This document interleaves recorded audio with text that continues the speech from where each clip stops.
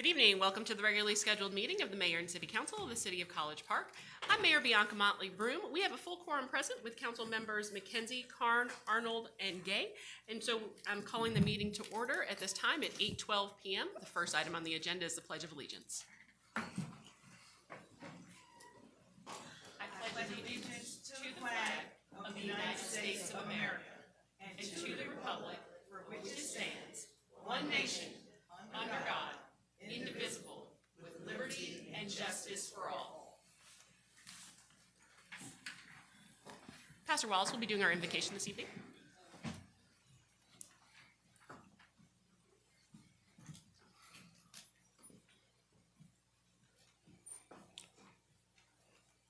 Father God, in the name of Jesus, Lord, we just come before you right now, Lord.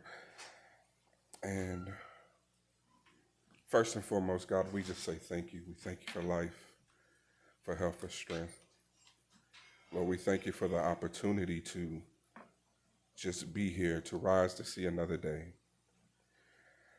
Now, God, as we transition in this pivotal moment, oh God, we are calling that this chamber is not just a chamber in this moment, but an altar. And we call this house to repentance.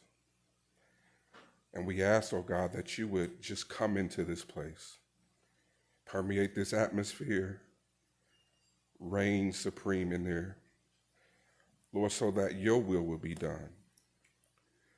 Lord, we come against anything that comes against your agenda tonight. We ask that your will be done in this place. Lord, we give free reign. I call it now. Lord, we pray now, God, that you would just touch the heart of this city, touch the heart of those who sit on this dais, touch the heart of those who will come to this podium.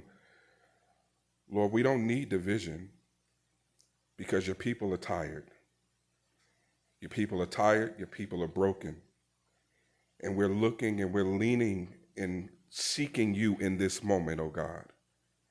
Because when nobody else is listening, you're listening. And so, God, I come to you tonight publicly as I do privately, just praying, God, that your will supersedes everything in this place. Lord, you reign supreme. I can't stress it enough, God, because we need you so desperately. Lord, where the people don't yield, oh God, we give you the authority and the power, oh God, to have your way. If you got to come in this place like a wrecking ball, God, just to see your will through, God, we allow it. We need it. Oh, God, we're praying tonight, God, not just because we want to see civility and order and decency and decorum, but because what happens in this place affects all of us, your people. And you said in your word, oh, God, that you would never leave us nor forsake us, oh, God. And so we're asking, oh God, for divine intervention in this place. Anything that's not like you, we eradicate it right now in the name of Jesus. Lord, we ask, oh God, that you would just, oh God, cease, oh God, the voice of anything that does not produce your good and perfect will. Amen. Whatever agenda man had in mind, oh God, we cancel it right now and say, God, you reign in this place. Lord, we need you so desperately. Lord, we can't make it without you. We can't do this without you. And so, God, we're asking, oh God, that you would arrest the hearts of every mind, every voice that would come into this place, that would speak policy and ordinance and procedure or whatever it is that is on this agenda. If it ain't like you, if it ain't you, veto it. Yes. In Jesus' name. Lord, we pray now, oh God, that the full weight of your glory would rest in this place. That anybody who even attempts to undermine it or get underneath the weight of it, oh God, we know, God, that you would deal swiftly and justly because you are a just God. And so, God, the line in the sand has been drawn. Lord, we ask now, oh God, that people will make it up in their mind to stand on the side of right tonight. On the side of right, of righteousness, of your perfect will. Oh God, give unrest to the wicked and let your people be victorious tonight. This is your servant's prayer. In Jesus' name we pray. Amen. Amen. Amen. Amen.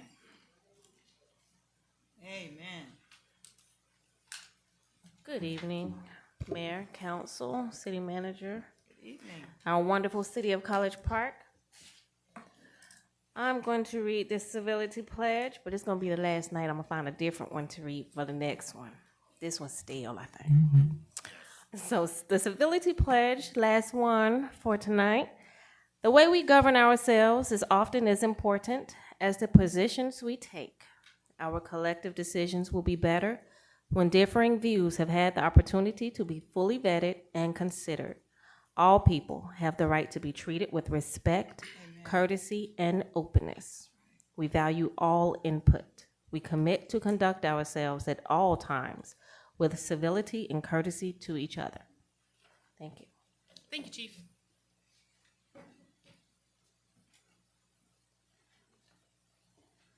Good evening, Mayor, Mayor Pro Tem, council members, city managers, citizens, and visitors. Good evening. I'd like to share a brief safety message with you.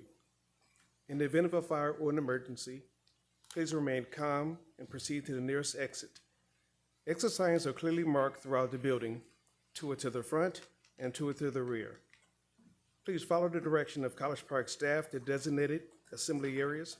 Once outside, please remain at the assembly point until further instructions are given by city personnel. If you notice smoke or fire during the meeting, please alert staff immediately and follow evacuation instructions. Your safety is our priority. Thank you for your attention. Thank you, Chief. Agenda item 2, additions, deletions, amendments, or changes to the agenda. Are there any? I do have an agenda addition. Okay.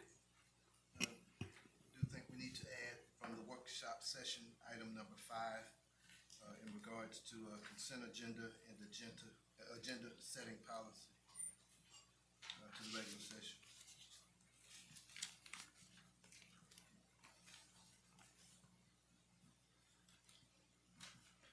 Any additional additions, deletions, or amendments? No. Is there a second? Second. Thank you, Councilmember McKenzie. Any discussion? Hearing none, we'll move to a vote. All those in favor? Aye. Aye. That is unanimous. Item 3, approval of the agenda. Is there a motion? Motion. Thank you, Councilmember Carn. Is there a second? Second. Thank you, Councilmember Arnold. Any discussion? Hearing none, we'll move to a vote. All those in favor? Aye. That is unanimous. Item 4A, consideration of an action on a request approving additional steering committee appointments for the comprehensive plan. This item is requested by Jaquez Garcia, Economic Development Program Manager. Good evening, Mayor, Council, City Manager, City Attorney, City Clerk. Tonight I'm here to talk, to list the names of the Ward 4 appointees. That would be Shanae Motley, Eleanor Cornelius, and Ken Jenkins. Okay. Is there a motion? Motion. Thank you, Councilmember McKenzie. Is there a second? Second. Thank you, Councilmember Gay. Any discussion? Jackie, I do have another member I needed to add. I hadn't heard back from them yet. City Manager. Councilmember, can you use your Oh, microphone? I'm sorry. I'd like to, I don't want to wait until the next meeting, but, City Attorney, I know we have got one of the budget workshops. Is there a possibility we could just add an appointment there so that my person could be afforded for the next meeting? Is the budget workshop gonna be noticed and advertised? It is. It already has been. Public Okay, meeting. then, an agenda has not, final agenda's not been set, though, has it? I don't think so, but we can, if we can You make. can add it to the agenda if it's a public, meeting, then it can be voted upon at that time. Or we But can add that. just wanted to be afforded to hear back from that resident, and if that's all right. So just the item to add on that agenda, just a board appointment. All right. Any further discussion? Hearing none, we'll move to a vote. All those in favor? Aye. That is unanimous. Thank you.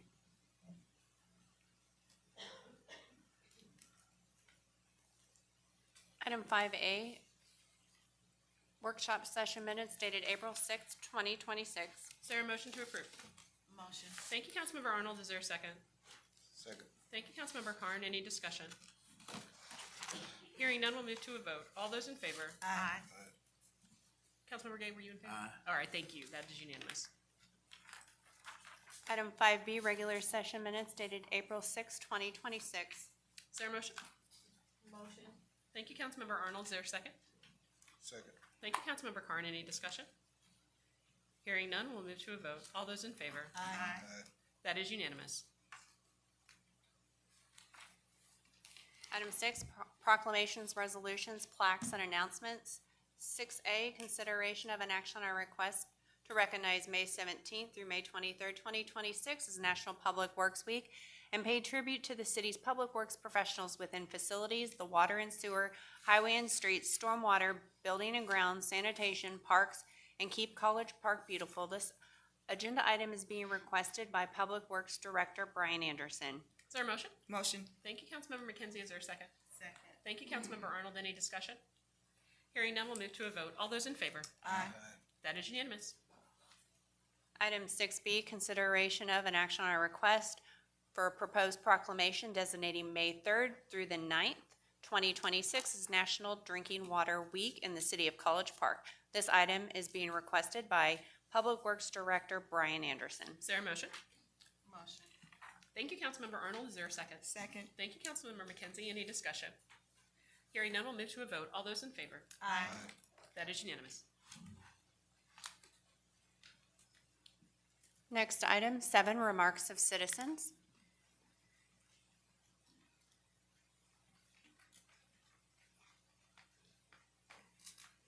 First public comment, Annette Weidman.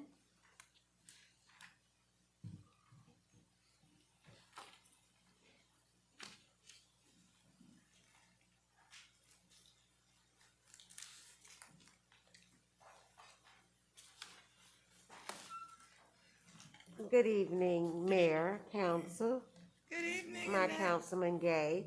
Good evening. I come to you to talk about short-term renters. I came here the first quarter of the year in January.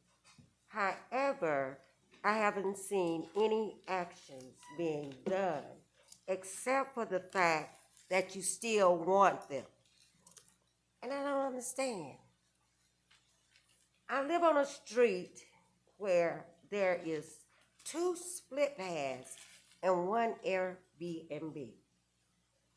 I have been there 39 years, and it's just not fair to us to have our quality of life just messed up because of these short-term rentals and Airbnbs.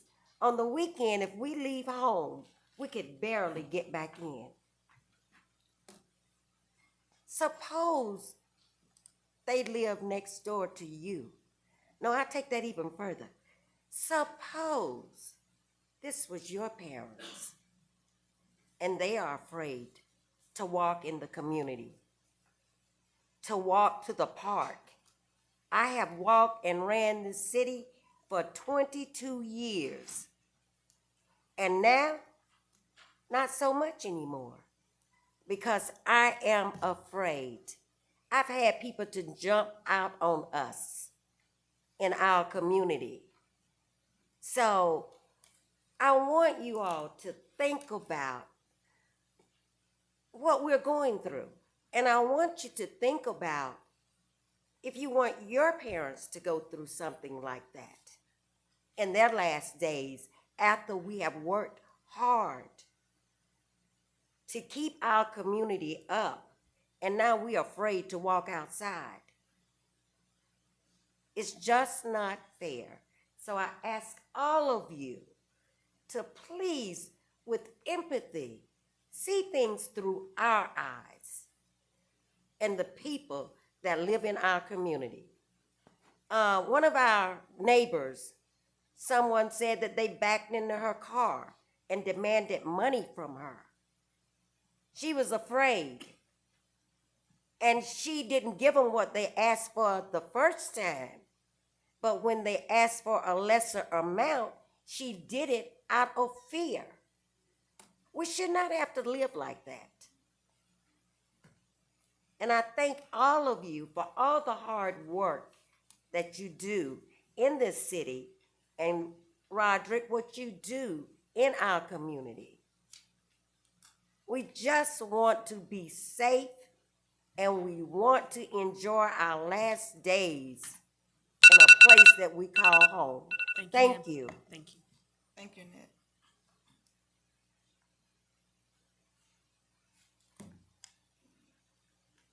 John Duke.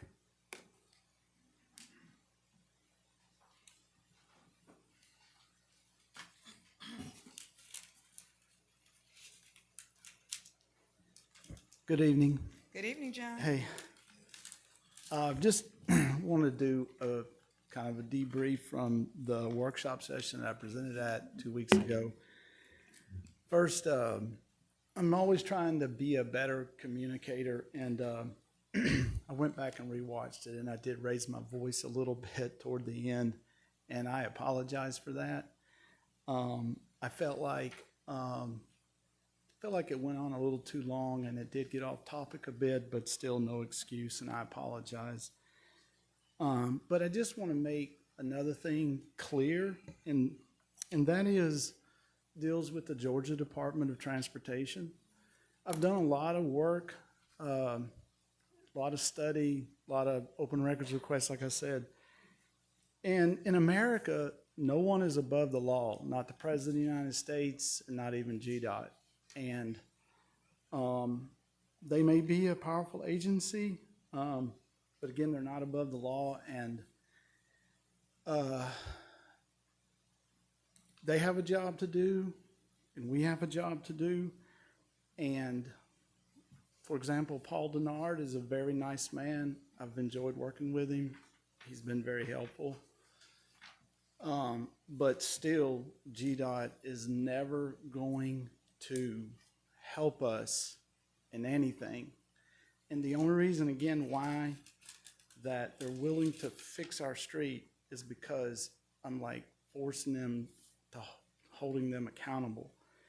And so the law, as one statement goes, possession is 9/10 of the law, and they certainly do have jurisdiction over that lanes of traffic. But beyond that, it's our responsibility to fix our own infrastructure. And I'm just asking, please, you and city staff to stop giving GDOT more jurisdiction than they actually have. And I could go on, but don't have time. If you want to discuss it, you want to see some of the research I've done, some of the analysis I've done, I'd love to talk to you about it. But at the end of the day, that area outside that white line of traffic is called the public domain, and it's owned by many, many stakeholders and jurisdictions. So with that, anyway, just trying to make the city better as best as we can be and take care of our responsibilities so that it is a great city to live in. Thank you very much for your time. Thank you.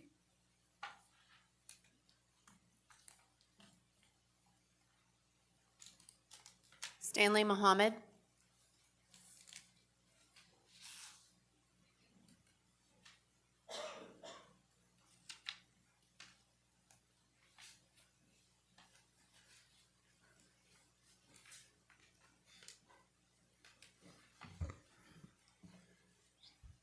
Good evening, Mayor and Council. Good evening. Good evening. I'm here on behalf of Project Torchlight LTD, a nonprofit organization, which I am a part of. And I just want to share with you all that we have been working for the past few weeks in Ward 1 in the College View Hills apartments. And I want to just share with you all that we have been doing a work that represents our current mission statement. We must make our community a decent and safe place to live. And we're not just talking about it, We're doing the work. Amen. And over the past several weeks in College View Hills, we focus on what actually changes our community. We're working with our young men, our families, on a day-to-day reality basis. We have a Boys to Men program, a Girls to Women program. We are mentoring 13 young men and several young women, teaching them discipline, self-defense, responsibility, and real trade skills. These young men are learning how to build, how to lead, and to carry themselves with purpose. And more importantly, they want to be there. They're showing up, engaged, and ready to grow. At the same time, we're supporting families directly. We provided groceries to the families in need.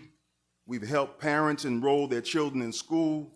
We've stepped into real situations like a parent-teacher conflict at the College Park Elementary and helped resolve it successfully by God's grace. We're also doing something many organizations avoid. We are stepping into conflict inside the home, helping families work through it. And because of that, something powerful is happening in Ward 1 in College View Hills. People are starting to trust us. They are reaching out to us. They're asking for help. And when you're in the community consistently, you start to see the truth. And we are seeing a real need for substance abuse support and rehabilitation. We are seeing families struggling without access to quality health care. These are not isolated problems, these are patterns, and we are prepared to meet those needs as we grow. So the impact is clear, and we are giving young men direction. We are stabilizing families. We are building trust where there was none. And as we are showing up consistently, Project Torchlight is committed. You have another 3 minutes, sir? I have another 3 minutes, but I'm going to just use one, and I'm going to share the rest with my neighbor, Diane Baptiste, about the what do you call it, the short-term homes. Thank you. Come on up here, neighbor. And we are showing up consistently. Project Torchlight is committed to continue this work and partner with the city to help create a safer, stronger, more unified community. We're not just asking for change, we're actually building it.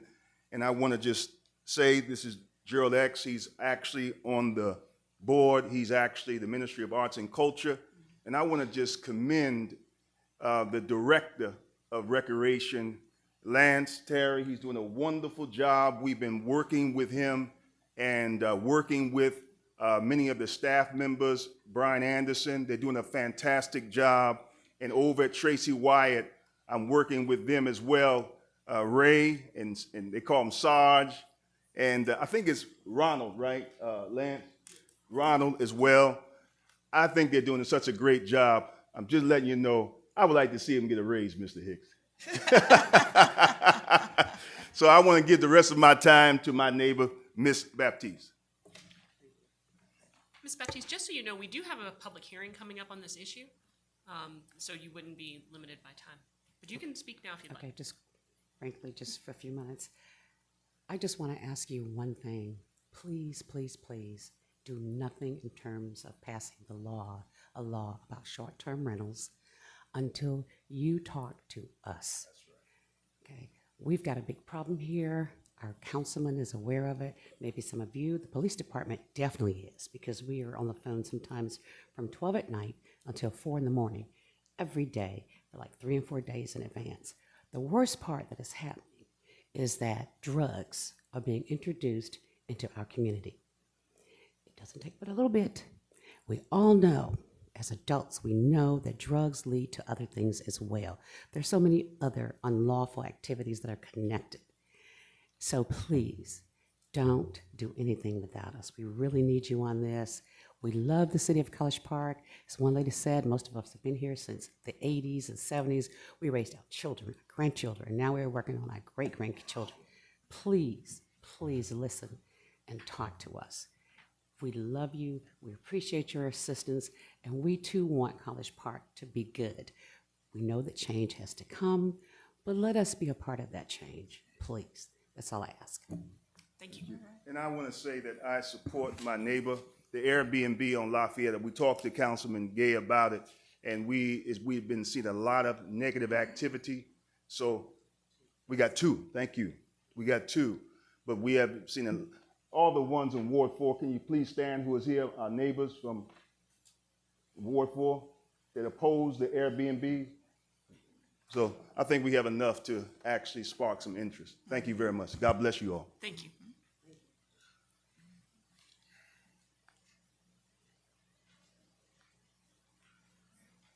Madam Mayor, that is all I have for public comment for those that have signed up.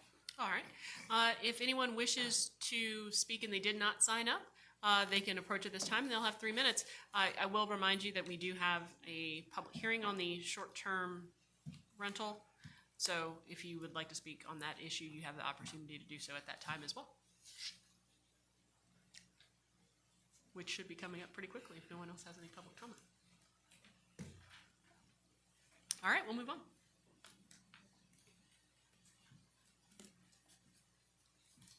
Next item, 8, public hearing. 8A is a public hearing, second reading of an ordinance to amend Section 4-7I of the city charter relating to the contracting and purchasing of the city manager.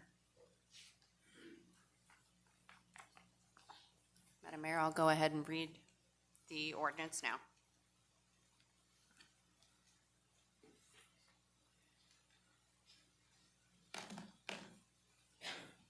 An ordinance by the mayor and council of the city of College Park, Georgia, to amend section 4-7 powers duties within Article 9, city manager of the city's charter to provide for severability, to provide an effective date and other lawful purposes.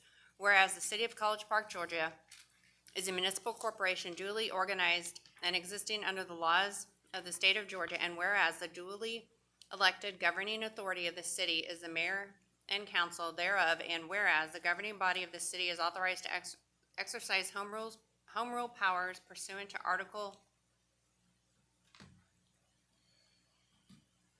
9, Section 2, Paragraph 1 of the Constitution of the State of Georgia and applicable general law.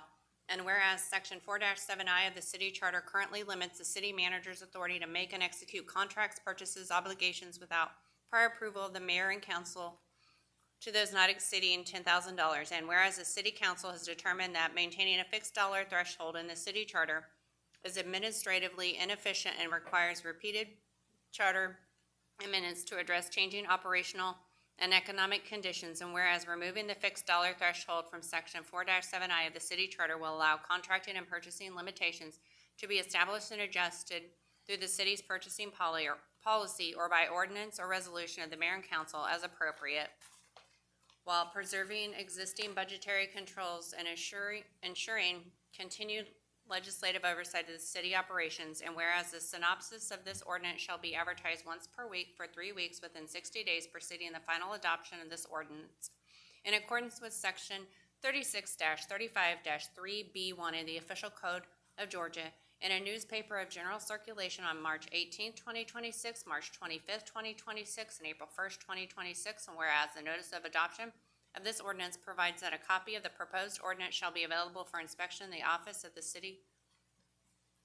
College Park City Clerk, in the office of both the Clayton County Superior Court and the Fulton County Superior Court Clerk, in accordance with section 36-35-3B1 of the official code of Georgia, and a copy of the proposed ordinance shall be placed in said locations. And whereas this ordinance shall be considered at 2 consecutive public meetings, no less than 7 and no more than 60 days apart, in accordance with section 36-35-3B1 of the official code of Georgia, with public meetings held on April 6th, 2026 and April 20th, 2026. And whereas the amendment contained herein will benefit the health, safety, morals, and welfare of the citizens of the city, now therefore be ordained by the mayor and the council of the city of College Park pursuant to their home rule authority as follows. Section 1, Section 4-7, powers, duties within Article 9, city manager. The city's charter is hereby amended with permanent additions in bold font and permanent deletions in strike-through font to be read and codified as set forth in Exhibit A. Attached hereto, incorporated herein. Section 2, preamble. The preamble of this ordinance shall be considered to be and is hereby incorporated by reference as if fully set out herein. Section 3, this ordinance shall be codified in a manner consistent with the laws of the state of Georgia and the city. Section 4, it is hereby declared to be the intention of the mayor and council that all sections, paragraphs, sentences, clauses, and phrases of this ordinance are or were upon their enactment believed by the mayor and council to be fully valid, enforceable, and constitutional. B, it is hereby declared to be the intention of the mayor and council that to the greatest extent allowed by law, each and every section, paragraph, sentence, clause, or phrase of this ordinance is severable from every other paragraph, section, paragraph, sentence, clause, or phrase of this ordinance. It is hereby further declared to be the intention of the mayor and council that to the greatest extent by law, no section, paragraph, sentence, clause, or phrase of this ordinance is mutually dependent upon any other section, paragraph, sentence, clause, or phrase of this ordinance. C, in the event that any phrase, clause, sentence, paragraph, or section of this ordinance shall, for any reason whatsoever, be declared invalid, unconstitutional, or otherwise unenforceable by the valid judgment or decree of any court of competent jurisdiction, it is the express intent of the mayor and council that such invalidity, unconstitutionality, or unenforceability shall, to the greatest extent allowed by law, not render invalid, unconstitutional, otherwise enforceable any of the remaining phrases, clauses, sentence, paragraphs, or sections of the ordinance, and that to the greatest extent allowed by law, all remaining phrases, clauses, sentence, paragraphs, and sections of this ordinance shall remain valid, constitutional, enforceable, and of full force and effect. Section 5, all ordinances and parts of ordinances in conflict herewith are hereby expressly repealed. Section 6, the city clerk is authorized to make such clerical and formatting corrections as may be necessary to implement this ordinance, provided that no correction shall result in a substantive change to the charter. Section 7, the effective date of this ordinance shall be the date of the adoption unless otherwise stated herein. Exhibit A, Part 1, Charter. Article 9, City Manager, Section 4-7, Powers, Duties. As the Chief Administrative Officer of the City of College Park, the city manager shall have power, and it shall be his or her duty to see that all laws and ordinances are enforced. B, to see that the business and affairs of the city are efficiently organized and handled. C, to exercise administrative control over all regular departments, divisions of the City of College Park, including the appointment, removal, and disciplining of department heads, provided, however, that the city manager shall not have or exercise any control over the College Park Planning Commission, Board of Zoning Appeals, Recreation Commission, or other special board, commission, committee, authority, or body set up under any general law or any ordinance or agreement of the mayor and council to appoint as required department heads for departments authorized by the mayor and council. Department heads, with the approval of the city manager, shall appoint and remove all subordinate officers and employees in their respective offices and departments, provided, however, they shall be guided in their actions by the City of College Park civil service laws and regulations. Upon failure of such department heads and/or the city manager to act in making such appointments and recommendations, the mayor and council shall have a full authority and power to act. Nothing herein shall prevent the mayor and council from creating, abolishing, consolidating, altering, or modifying departments. E, to attend the meetings of the mayor and council with the right to take part in all discussions but having no vote. F, to recommend to the mayor and council for adoption such measures as he may deem necessary or expedient. G, to prepare and submit to the mayor and council an annual budget. H, to keep the mayor and council fully advised as to the financial condition and needs of the city. I, to make and execute all lawful contracts on behalf of the City of College Park as to matters within his jurisdiction, except such as may otherwise be provided by law or by ordinance or resolution of the mayor and council, provided that without approval of the mayor and council, neither the city manager nor other officer or employee shall in any calendar month expend or obligate for any purpose any sum or sums in the excess of the monthly budget or 1/12 of the annual budget, therefore as fixed by the mayor and council. J, to make to the mayor and council monthly written report showing his acts and doings, the operations of the city, and all city disbursements, purchases, contracts, and obligations. K, to perform such other duties as may be prescribed by ordinance or resolution of the mayor and council. L, to give bond in the penal sum fixed by the mayor and council with surety approved by the mayor and council, payable to the city of College Park and its successors and assigns for the benefits in said city of College Park and for the use and benefit of the public to secure and indemnify the city of College Park and each of all the public by reason of his default, misfeasance, malfeasance, and/or nonfeasance in the performance of his duties. The premium of such bond shall be paid by the city of College Park. That is the end of the ordinance. Thank you, Madam Clerk. At this time, I'll declare the public hearing open. If anyone wishes to speak on this matter, they can do so at this time.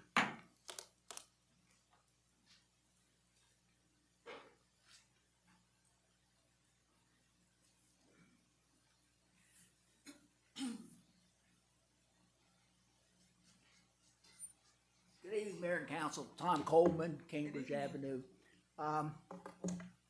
Contracting and purchasing and financial controls is the main thing that the city does that citizens are, well, one of the main things that the city does that citizens are interested in.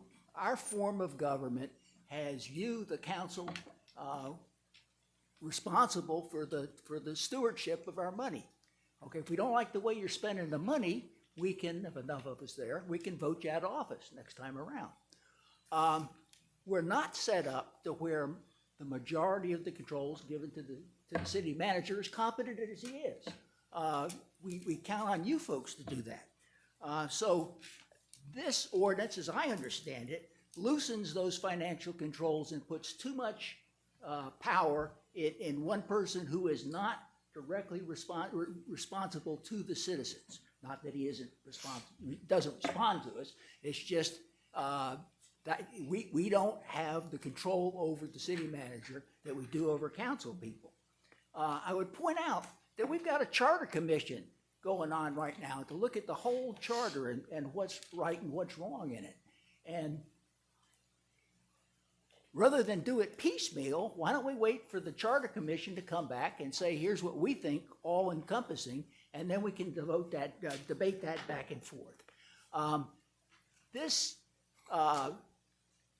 large amount of financial responsibility dodges transparency.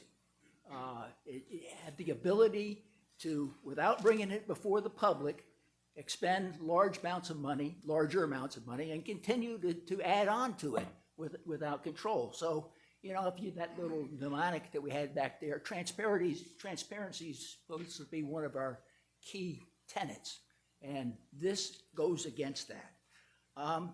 If you think about the charter of a city is roughly analogous to the Constitution of the United States. It's the foundational document that underlies everything else.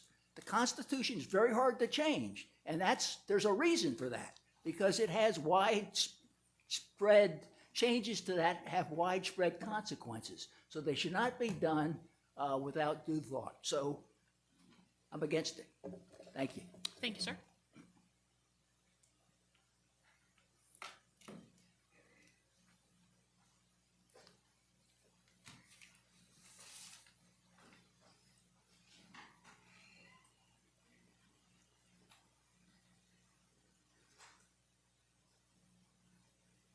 Good evening. Good evening. Good evening. My name is Elizabeth Lester. Can you make sure the microphone I'm is a resident close? here in College Park. I'm here tonight to oppose the adoption of the charter amendment to remove the $10,000 contracting threshold and its companion resolution to increase the threshold to $50,000. Ms. Lester, can you move your microphone closer? Thank you. Sure. My core position is that the $10,000 threshold is not the problem right now. The ordinance claims that a fixed $10,000 threshold is administratively inefficient, but the city has operated under that threshold for years. It's not prevented the city from conducting business, and many other cities also operate under similar thresholds. The real problem is honestly not the threshold, it is the actual lack of oversight of spending that falls below it, and the abuse of the definition of professional services for things that fall well outside of what most governments consider to be such. The public only learns about the spending below $10,000 when individuals go through the effort to make open records requests for the information, and then share that information with the broader public. By way of example, RSW Services, the company owned by Sabrina Willis, has received more than $750,000 over the past 2 years. Virtually all of that money was through invoices that were under the $10,000 threshold, purportedly under their on-call maintenance contract, with much of that being for tree removal and landscaping services, or even the purchase of books for Councilman Carn's community bookmobile. It's not that that's not allowed. It's that the public doesn't see it unless we ask the questions and demand for the transparency. It also has been used to pay a photographer that's done photography and videography work for Councilwoman McKenzie's events to the tune of over $20,000 through numerous small invoices. The same photographer actually accompanied the youth council meeting trip to DC. Still, other examples are the numerous payments made to marketing consultants that are providing services to Councilwoman McKenzie, many of which are duplicative contracts with other city contractors being paid to provide the same services. Eliminating the threshold will only increase the potential for abuse. This is why I previously proposed to Mayor and Council and the City Manager the value of implementing an open checkbook that would provide near real-time access into our city spending in order to eliminate the need for numerous open records requests that are currently required to uncover the tens of thousands of questionable spending. It seems that if the city is looking for operational efficiency, perhaps the open checkbook would be a better investment than a change of the charter at this point. The solution to a lack of oversight is more oversight, not less. Removing the threshold from the charter eliminates the one firm, unchangeable protection taxpayers have and replaces it with nothing more than a future ordinance that a council majority can change at any meeting without any notice. What's to prevent the council from deciding they don't like public scrutiny of a $75,000 contract or a $250,000 contract and voting to increase the threshold above even these levels?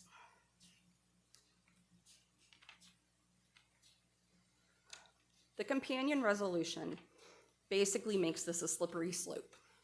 The vote to change the charter doesn't just impact the purchasing policy threshold, but has a broader impact throughout the procurement process and how the city manages its spending. At a time when the city manager has indicated that revenues are falling short of what is expected and where we are spending from our reserves and below the permitted threshold for our reserves, this seems fiscally irresponsible. Just a few ways that the council's vote tonight creates a slippery slope is the proposal to increase the spending from $10,000 to $50,000. Every financial control in the purchasing manual is proposed to be reset at once. Competitive bidding, city manager signature authority, change order approvals, emergency purchases, sole source purchases, all raised from $10,000 to $50,000. The definition of professional services exempt from competitive bidding at any dollar amount is also being expanded to include consultants, insurance brokers, artists, musicians, and writers. Many of these professionals do not require a state license, and most state laws instead limit these types of exemptions to licensed professions. Change would allow virtually any spending to avoid competitive bidding simply by saying it's a consultant or somebody with a specialized skill set without identifying what that specialized skill set is.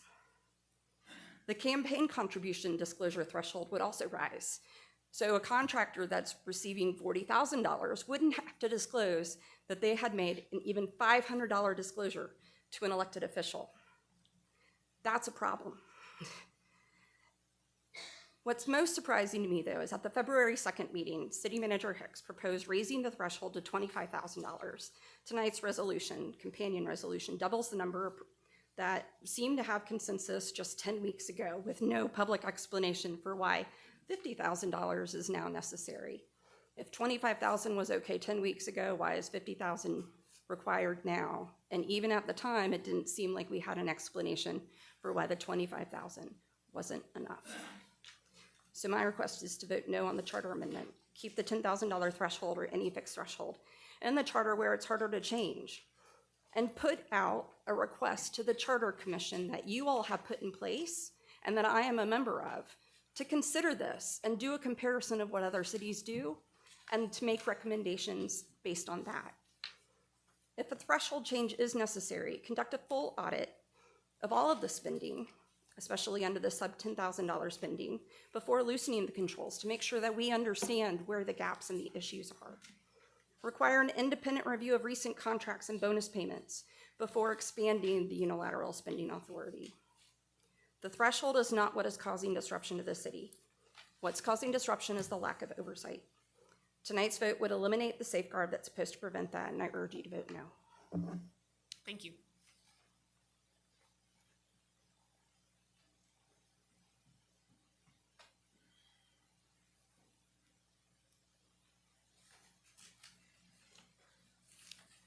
All right. Oh.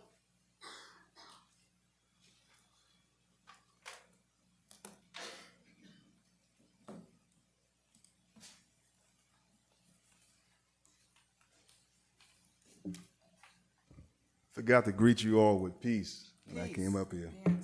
Peace be unto you all. And I want to thank you all for choosing a very, very competent and great city manager from my humble vantage point. He has the credentials.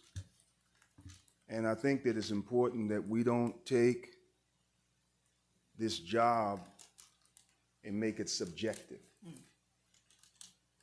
It should be always an objective point of view of having a position as a city manager. In the past, from my humble vantage point as a resident,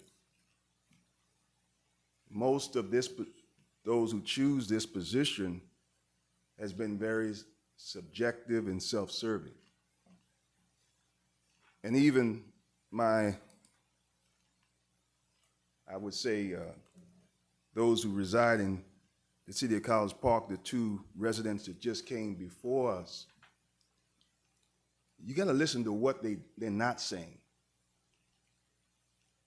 And I wasn't going to speak, but it's too often that what undergirds the criticism of government that's trying to be a steward over the budget and the affairs of their constituents. Very difficult job. But when we come up here, it should be something that is sound, it's not personal, it should be based upon what's best for the citizens. But what I heard from the two residents, I didn't hear that. I heard a personal attack against the Councilwoman McKenzie. I heard a personal attack against our city manager. And you heard the same thing. And what is the motive of the attack? Because certainly I didn't see this many Caucasian residents come up here when Ambrose Clay was up here, when you were no longer the mayor, Miss Motley Broom, and Ken Allen was in your seat. I didn't see Caucasian constituents coming here as frequently and criticizing them. So it feels like it's a racial attack. That's what I feel as a resident. And it's not based on feelings, because we have over 400 years of history of racism, institutionalized racism. And being that which is apologetic for white racism as a black person is not going to work today. And I really am offended by these two residents coming up here using this public hearing to attack a woman from my vantage point, Councilwoman McKenzie, who is doing the work of a true servant. And I see that our city manager is doing the great work as well. If they believe and they feel from their vantage point that it needs to be increased, because everything's going up. I just was pumping gas, $5 a gallon. It's going up. But when we talk about increasing the spending of a city manager, $50,000 is not a lot of money. But why are we making this an issue? That's not the issue, from what I heard. That's not the issue.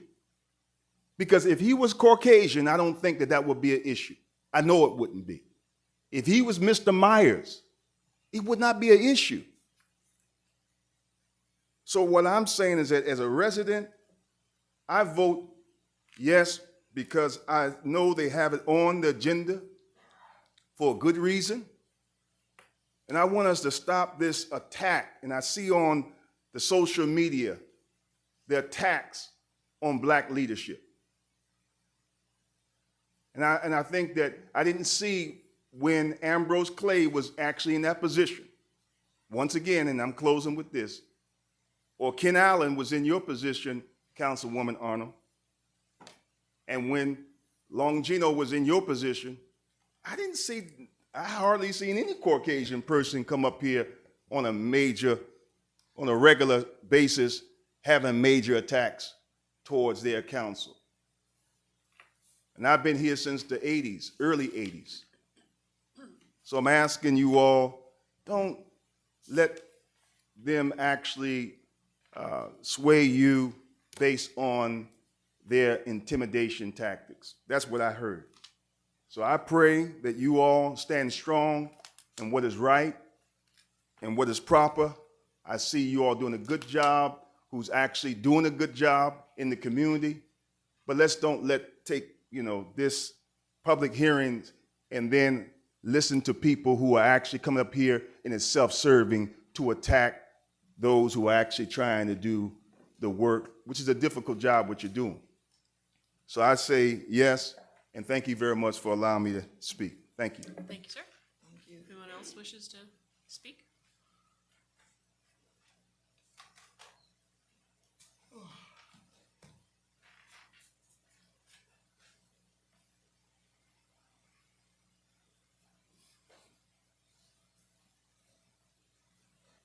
Mayor, Council. Dr. Chisulo. All right. Chisulo Akuno Ajanaku. I sat back there and listened. I also sat back there and prayed. Change. Change. Change. People are afraid of unplanned change. I'm scared of unplanned change. We're facing change.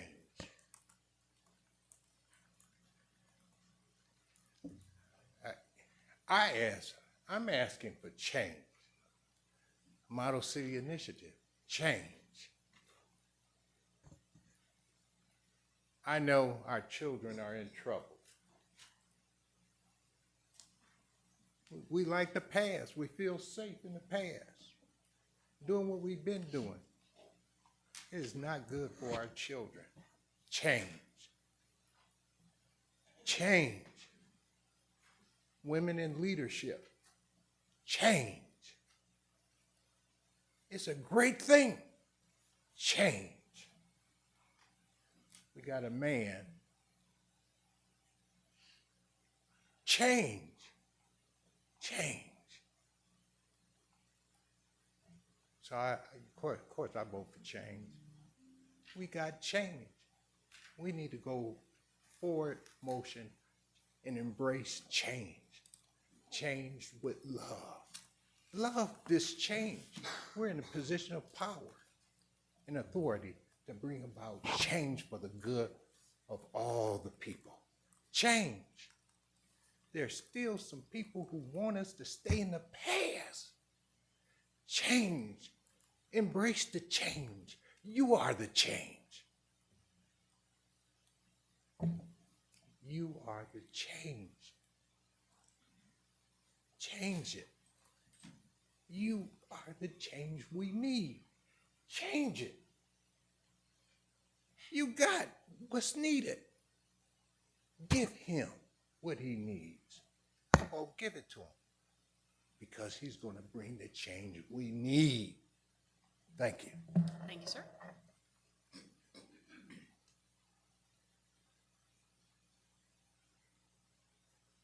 Does anyone else wish to speak? Hearing none others, I will declare the public hearing closed.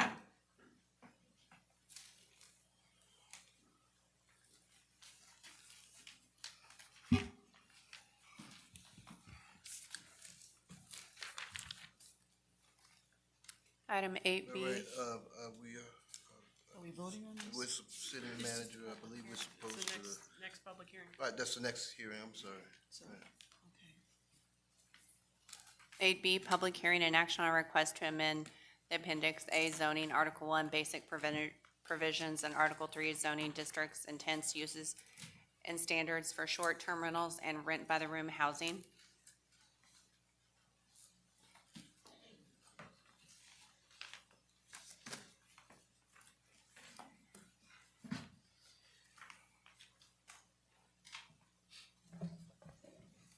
Good evening, Mayor and Council. Yes, tonight we have before you a amendment to a text amendment to the Appendix A of the zoning ordinance, including Article 1 and Article 3. Currently, vacation rentals are prohibited citywide in all zoning districts, and rent-by-the-room housing is not defined or regulated. The proposed ordinance amendment tonight would amend Article 1 to define short-term rentals, and then in Article 3, which is where the zoning permitted uses and classifications are, would amend Article 3 to allow short-term rentals via conditional use permit in the R1 low-density residential, R2 medium-density residential, R3 high-density residential, and RM multiple family residential districts. Vacation rentals would be removed from these sections as well, and then rent-by-the-room housing would be clearly defined in Article 1, and then further prohibited citywide in Article 3. This item went before the Planning Commission on March 30th. Staff has recommended an approval of the amendment. The Planning Commission at their hearing recommended to deny the proposal as proposed, and included some additional considerations, which include one, to codify minimum review criteria for short-term rentals via separate ordinance to be created in the development standards and/or administrative process. And then to better understand the ability of the city to provide resources for code enforcement, police, and fire to meet the conditional use permit issuance under this ordinance. Thank you, Ms. Lyons. At this time, I'll declare the public hearing open on the request to amend the appendix in the zoning ordinance. Those who wish to speak can approach at this time.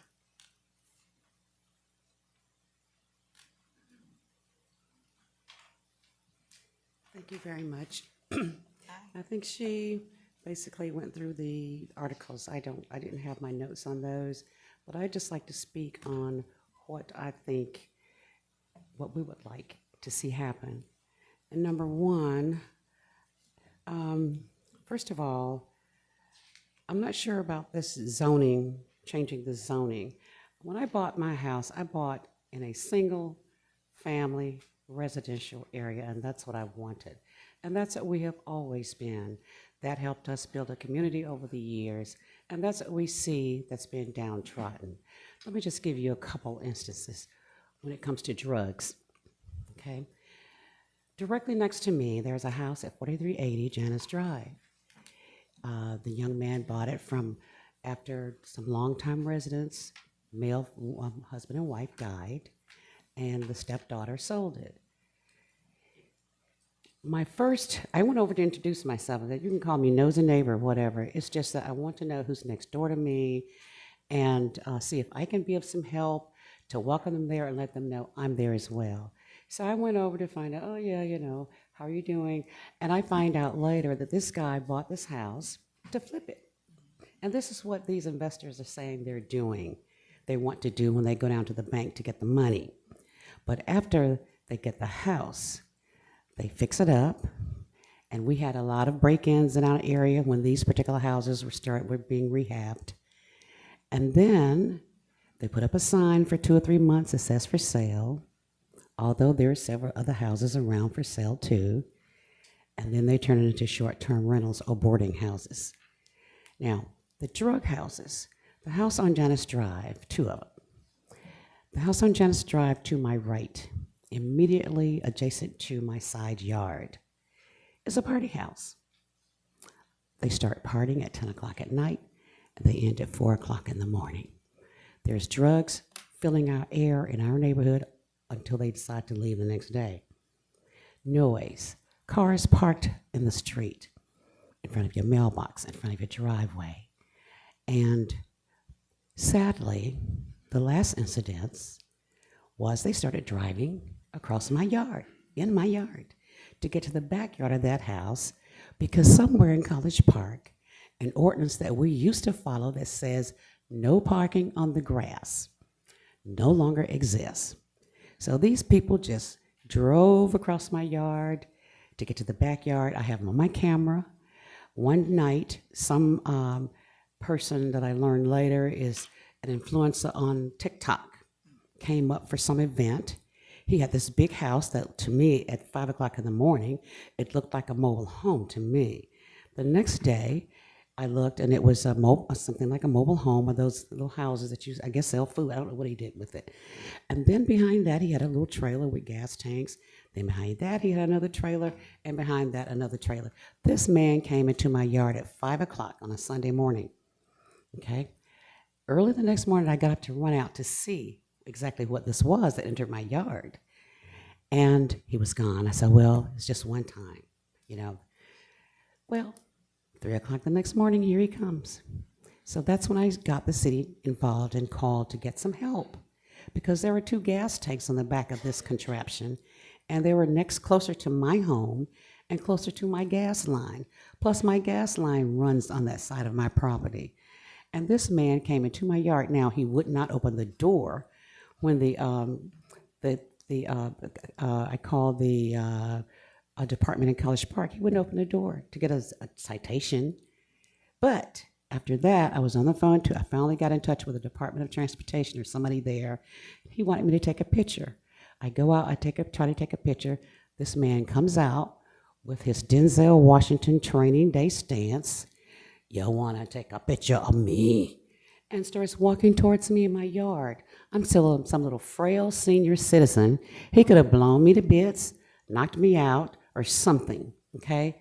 And all I wanted to do was take a picture so I could have some evidence of get the picture of the name of that contraption. Another house directly across from him, which is now inhabited by a young couple, that was a drug house and a boarding house. And the owner sold it, somebody bought it. You see one person, you see 2 people, and there was one man I approached one day and said, oh, how you doing, neighbor? You bought this house? He would never say anything back to any of us. But what happened was, every day I noticed there was some man in a wheelchair. They would bring out front and sit him, you know, at the carport and leave him there. Then there was some little young guy that had moved in. He stepped off the curb one day and opened his hands. Now, being close to White City Road, we know what they do when they approach you and open their hand. We know what they're talking about. I ran and reported it to the police because I thought perhaps that was a drug dealer. Well, lo and behold, less than a month later, the house blew up. Someone runs out of the house saying he's crazy, he's crazy, he's crazy, because apparently he had been over there cooking drugs. That's just the right side of me. Let's talk about the left side of me. The left side of me, an empty house, became first a rental, LLC, then it became a boarding house.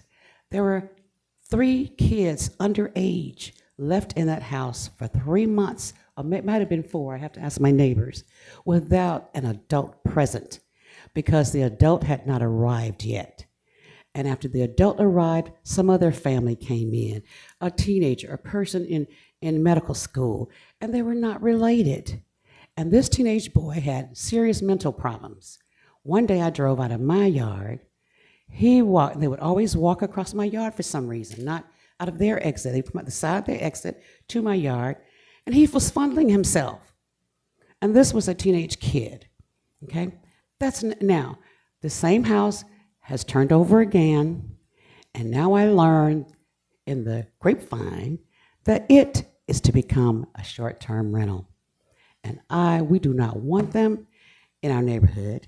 If we cannot avoid them, then we want to see some kind of rule, and we would like to be involved in maybe talking to you guys about possible language to stop the number of Airbnbs in neighborhoods and on streets. And I think we have less than 20 houses. We've already got a boarding house that has caused traffic problems. There are other streets that have boarding houses, quote unquote. And we're seeing derelict people walking out streets early in the morning, talking to themselves, coming through late at night, talking through themselves. And this has got to stop. We're going to end up like one of the worst neighborhoods that they present us as on the internet. When I was in New York for 13 years, I used to always, and I miss my homes. I missed homes so much. I used to always Google College Park to find out what was going on down here. My home was still here. I just needed a job to get back in it. And they would say College Park is the most violent city in Atlanta, in Georgia. And I'm going like, but where? My neighborhood's not like that. So please, let us help draft the language. Please don't change our zoning, because these people don't care anything. The owner next to me, I've tried to talk to him. You know what he told me? Oh, I know, you texted me. But I knew it was going to be some bad news, so I didn't answer it, okay? He also sent me a picture of some kind of legalese, I can hardly see it, of some kind of zoning thing that apparently he must have known about 2 or 3 years ago. Why can't I know about that? Okay, why can't the people of Lafayette Lane and Monticello, the Lakeshore area, know that all of these changes are being made legally? We don't want people parking on the yard, okay? We don't want all these strangers that we have no idea who, especially people bringing drugs into our neighborhood.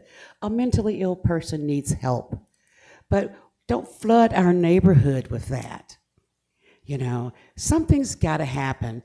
These real estate agents are a lot smarter than us because they know how to work it. Well, I'm not a lawyer, but I worked at 2 of the greatest firms in the country for over 30-something years. For 21 years here in Atlanta, and then 13 in New York, where I work with the Magic Circle firm out of London. And we are here not to complain, but we are here to help with solutions. So we don't want these boarding houses. We do not want them. And I can give you other reasons. There are other stories. We want some kind of restrictions on these short-term rentals. They cannot become party houses. We've got teenagers, 17 and 18-year-old, coming to our neighborhood any given night after dark, having parties. The police came, and they all opened my gate. They opened my neighbor's gate to our backyards and ran in it. Now, this was 12 o'clock at night. Your cameras are showing a bunch of kids with hoodies on running down the side of your house. Then you look out there in your backyard. My God, what am I supposed to think that's going on? These kids are not the little lambs that we raised. It's a different breed. You can't say anything to them. They don't even respect the police. So please, please help me, help us, help College Park, help the police to be able to do their jobs.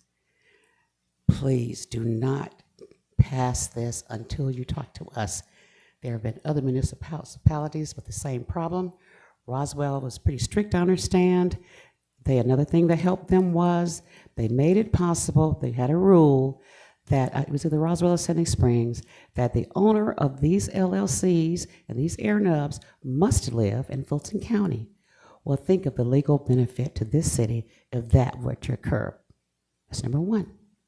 That's a good thing. And then there are others. But please stop the party houses, stop the drug houses.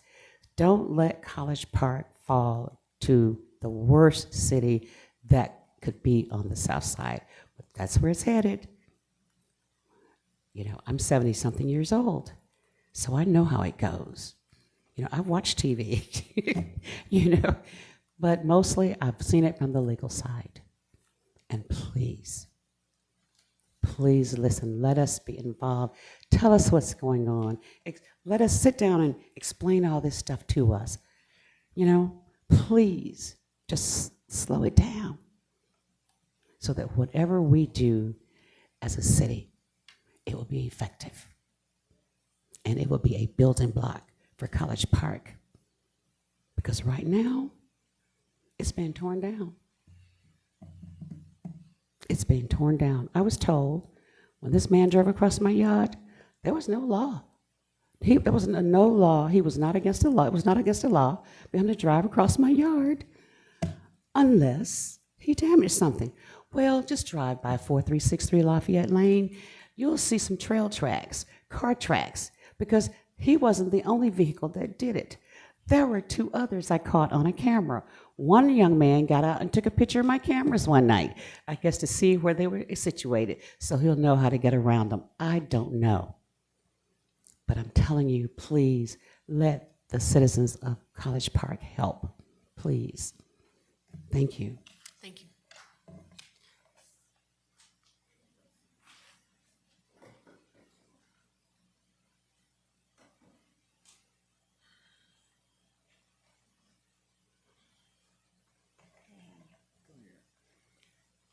All right, I'm Eleanor Willis and Alan Willis, and we reside at 2625 Lakeshore Drive. And we're going to share some concerns that we have for the Airbnb and the short rentals and so forth. Alan Willis. First of all, I want to talk to you guys about the zoning of our area. Seems like to me there shouldn't be a house, a rental house, or any kind of public rental in our area to begin with. How did that person do it and then continue to do it? No regulations or anything, none whatsoever. And I want to ask y'all a question. This is a question and answer right here. Do you all get any money, any tax dollars from that? I had heard that. Yes. I am appalled. I am appalled that how can you take money from an illegal entity? The houses belong to us. This is our community. I don't want everybody in our community. I don't want somebody smoking dope, and I got to smell it. That's not gonna happen. I want my wife to be safe. I want the neighbors to be safe. We're senior citizens. We need to be left alone. If you want these things, please put it in your neighborhood. I want to see that. That's what I like. If it's in your neighborhood, right next to you, where you got to smell marijuana, deal with the homeless, the mentally ill. I'm sorry for those people. They have issues. But do you know what? They don't spend no money on mental people. They let them just walk the street. They don't even put them in jail because that's a hazard. I mean, they can't afford it. What I want to see here is zoning regulations. I want safety for my wife and my family and my friends. Annette came up here a moment ago. We visit them from time to time. They visit us. I was appalled on 2 different occasions. We went to their house. It was cars on both sides of the street. If it had been an emergency, they couldn't have gotten out. Matter of fact, had it been an emergency, nobody could have got out because it was totally blocked. They didn't give credence to one side or the other. You know, they just took both sides. Didn't happen just once, happened twice. I saw it personally, okay? I think that we should put a zone around the city, downtown, put a circle in downtown, and put all the Airbnbs and rentals that you want. But when it comes down to my property value, that decreases your property value, right? Don't think it doesn't. It does. When people come and see what's happening, these people walking up and down the street, bringing different kids in there, different people, your property value is going down. I'm 73. I don't plan on being here forever. But I can guarantee you one thing, as long as I'm here, I'm gonna make sure that this is a safe environment and things are done right and in order. I talked to 2 of my council people. They are in agreement with me about that's not what we want in College Park. Give it to someone else. We got so many hotels. I know y'all see them. Go to a hotel and rent that, but do not rent around my house. I don't want to be commercial. My property is not commercial. In an apartment complex, commercial when you rent it. In a motel, commercial. Oh my goodness. It is. A hotel is commercial. But when you're renting rooms out in front of my house, that's commercial. And you just come into our city, buy a house, set it up, rent it any way you want to, and we pay the price, because we pay taxes here. The people that come in here don't pay none. We don't have a problem with tourists. There's a difference. But when it comes down to people living in our neighborhood, I just want safety for our people. And if it's anything that you guys can do to make the difference, because I'm definitely gonna be calling everybody. Trust me. I'm gonna call every one of you guys and I'm gonna tell you that I don't want this in my community. It makes me sick when I think about how much we have to pay for things right now. And then someone's gonna come in and make commercial property out of our property. That's not appropriate. Listen, thank you guys, and I really appreciate what you do, but I appreciate it more if you show me that you don't want that to come in my community. Okay? Mr. and Mrs. Wills, I did want to clarify, because you did ask the question about whether or not we receive property tax revenue. And I'm sorry, tax revenue. And the answer is yes, that the short-term rental purveyors, Airbnb and the like, send tax revenue to the Department of Revenue. And then the Department of Revenue distributes it amongst the counties and cities. You know what's amazing to me, ironic, we don't have any ordinances on it. Nothing governing the use of these things. But the state of Georgia would actually give some money from those people. Without me, I'm the voter. I'm the person that lived there. I didn't ask for that money. Tell me if I'm supposed to deal with that. From that perspective, that's a law.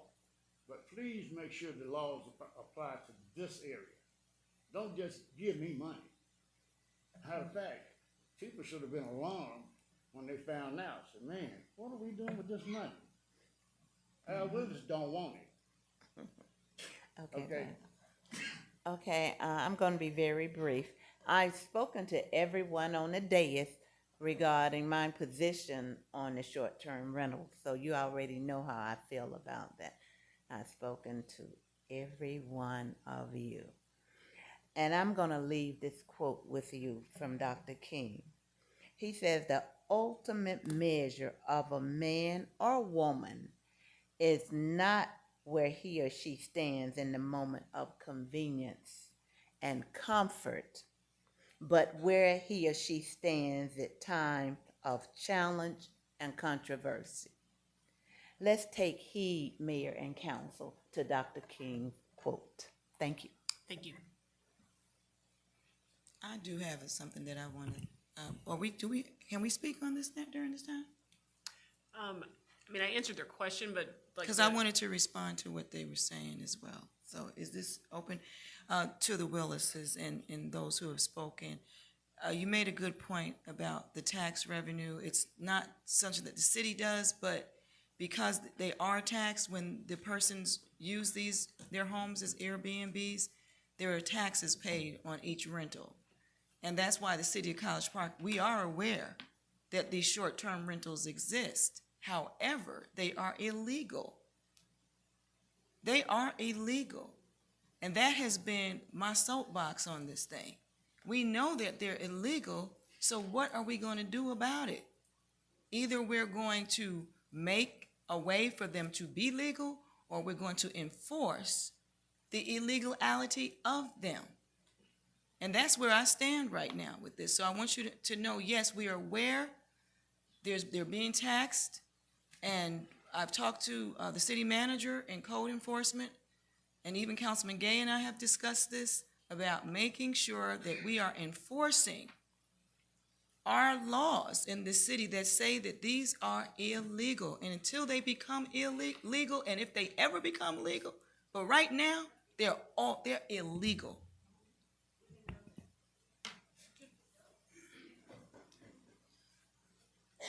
Not too will be brief. I just wanted to make sure that I stand with my neighbors. We live on Lafayette Lane, and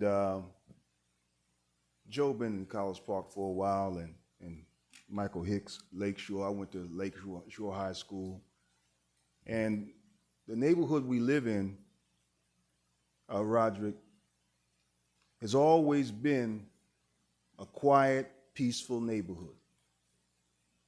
It's always been a goal that most of our people, when they retire, they want to come to Ward 4 and settle down and enjoy a peaceful living. And now we talked about this before in the past, Roderick. We talked about it, and you said you're going to do something about it. You're going to make sure you enforce certain things to prevent it from happening. But here we are still talking about it. And so I live on Lafayette, and I bear witness to all my neighbors about this activity when it was peaceful. There had no problems. We got children. Most of these married couples, family structure, good family structure. Me and my wife are about to celebrate our 36th wedding anniversary on Wednesday. She blessed me with 9 children. We got 11 grandchildren. They come over to the house. But then you have right on the corner, you have this on Janus and Lafayette, which we talked about, Roderick, that all this illegal activity or this police is always being called. The peace of the neighborhood is being disturbed. And we want to make our community a decent and safe place to live. So I'm saying is that it appalls me that we even coming up here doing a presentation on zoning something that's illegal. Why would even someone let her come up here and do a presentation on zoning something that is illegal? But more importantly, why would we, and I ain't beating up on you, Roderick, I'm just talking because I want you to verify that we talked about it, but we're still, nothing's being corrected. Because I'm not here trying to beat up on nobody, but let's look at the bigger picture because it's not personal. Are we gonna wait for one of our children to be killed? One of our little girls to go missing and be involved in sex trafficking? You don't know who's in those places. So now you have enough residents that's saying, look, cease and desist these Airbnbs and these short-term rentals. It's simple as that. But who's making money off of it? Is someone getting a deal or cut under the table? And why in certain people who came up here earlier, right, on an issue by increasing the city manager's spending on contracts and whatnot, that's $50,000, not a lot of money. Everything's going up. Go talk to Trump about making everything go up. Waste your time talking to him. That's your brother. Talk to him about that. But when it's time when we black government's trying to manage the affairs of a 95% black community, you want to come up here and criticize them, but when Caucasian people come here and buy property, houses, in terms to rent it out and make some money, you don't see them coming up here, Mayor. Why is that? And they hear their fellow residents going through violence. Why Why ain't they coming up here now? So I stand with them if that's what's going on. None but black people come up here on this issue.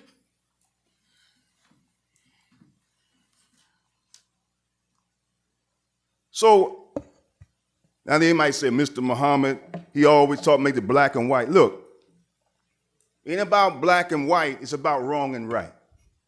I mean, Lance and I, he's white, I'm black, we get along very well. Ain't about color with me. My wife got white people in her family. That's not about color, but racism does exist. And all I'm saying to you is that now black people are suffering, your black residents in Ward 4, Roderick, our councilman.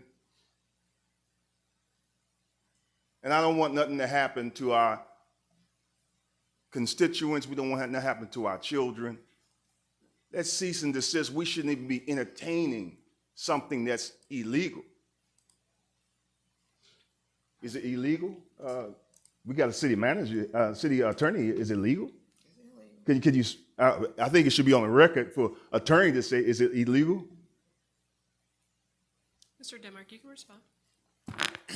At present, short-term rentals are not allowed in any zoning district in College Park. Well, now you heard it from the lawman. So they ain't hearsay no more. So why is my sister, which I'm not pointing at anything at her, she shouldn't even be coming up here talking about zoning for something that's illegal. So we should cease and desist. I'm against it. And I'm just witness bearer that not only is it illegal to have it, it's bringing illegal activity to our community and upsetting the peace of our elderly and our children and our families. Now, come on now. Let's don't wait till someone dies or someone gets hurt. Let's do the right thing. And y'all are God-fearing people. And now Pastor Wallace, he said a prayer so beautifully, I almost had an out-of-body experience. It was so beautiful. Let's just follow the way of God, because the founding fathers of this country, they believed in God. So let's put God in the equation and do unto others as you want others to do unto you. Thank you very much. God bless. Mayor, my name been called about 10 times. I'd like to make a comment. You want me to stay up here, Roger? Sir, you can have a seat. It's okay. We're not gonna have a back and forth though, but. No, he might have a question for me. Do you have any questions for Mr. Muhammad? Okay. No, I have a question. First of all, for the public, this item was put on the agenda. It wasn't put on the agenda, I don't think, by the planning person. That item was placed on the agenda. As a matter of fact, I'm the one who made the clarion call early this morning to call the residents to come here. I asked residents to come as late as 4 o'clock today, so thank you residents for coming down. I'm glad that this opportunity gave some of us an opportunity to be so linguistically astute. But let me say this for you. It's not the fact that the short-term rentals is the problem. You also got to understand that our city gets funding from hospitality. We're a hospitality city.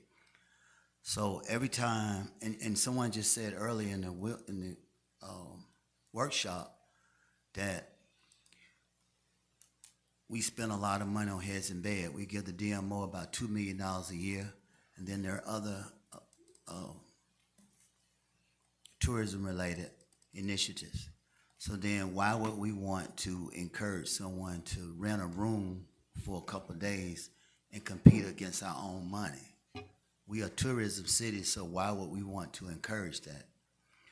Another thing that you got to understand is that it's not just the short-term rentals.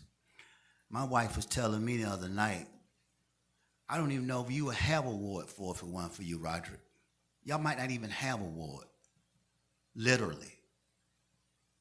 Let me tell you why. What you don't know is I probably had, 10 legal reviews about the same house, at least 10. You don't know that. What you don't know is that on Saturdays and Sundays, I make calls. I just shot Texas out this Sunday. Well, many of you, okay? And it was about, you know, the big pile of debris by Dairy Queen that's been there for 7 days. I can tell you right now where litter is on every street.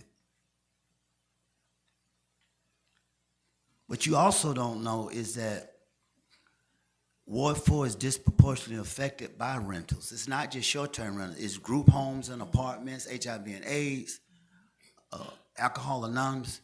But I didn't put that on the agenda. And it just didn't happen on the agenda. I'm the one who made the clarion call. It'll be talked about more on our town hall in May. Also, what you don't know is that there's a 200 Brinch trucks getting ready to get parked on Global Gateway. That means when they leave, they're going to come right up Global Gateway into our community. What you don't know is that there is a recycling on Sullivan Road that there's about a 50-ton debris of rubbish that we still don't even know what's in it. You don't see me calling them every day about that. When I'm working on the dog park, and I mean physically working on the dog park, you don't know how I feel every time I look across the street and see the recycled tractor beating and making noise in my community. What you don't know is you don't know how many times I tried to get the brother help that sits on the bench. Give him $4 to let him pick up litter. This man bring more litter for more money. Councilmember? I'm not finished, Mayor. I understand. I'm not that. finished. I'm not. You're not. Councilmember? No, Mayor. I'm not finished. Councilmember, I'd ask you just stay on the. Ma'am, the I'm issue. here to talk, and now it's my time. We still have other folks in the Well, public I that want to understand, speak. Mayor, So I but just this is wanna- not your time. I'm talking. Councilmember, you're out of order. So what I want to tell you is that those people came down here, Mayor, and if we here till in the morning, we're gonna talk. So what I want to tell you is that understand that we care about our community. We care about short-term rent. I live next door to a renter. And another thing, Mayor, what you don't get is that you're not at legal review on Wednesdays. You're not up there with me fighting and arguing to stop short-term rentals. I live next door to one. And guess what? I smell the dope when I come home. It's been there, Mayor, for 5 years, and nobody, no city manager has ever enforced it. Even going back to you, Tasha, and that other lady. Y'all ain't never enforced it, okay? So in Hawthorne Station, you didn't say anything, or nobody said nothing when them investors bought over 60% of them houses and all them renters. 60% of Hawthorne Stations are rent. Them people are renters. Tiny homes too. Okay? So the reality of it is that it ain't no Roderick. It's y'all, we, then us. It's all of us. It's a bigger problem. It's a systemic problem. And we need to find real solutions. Real solutions.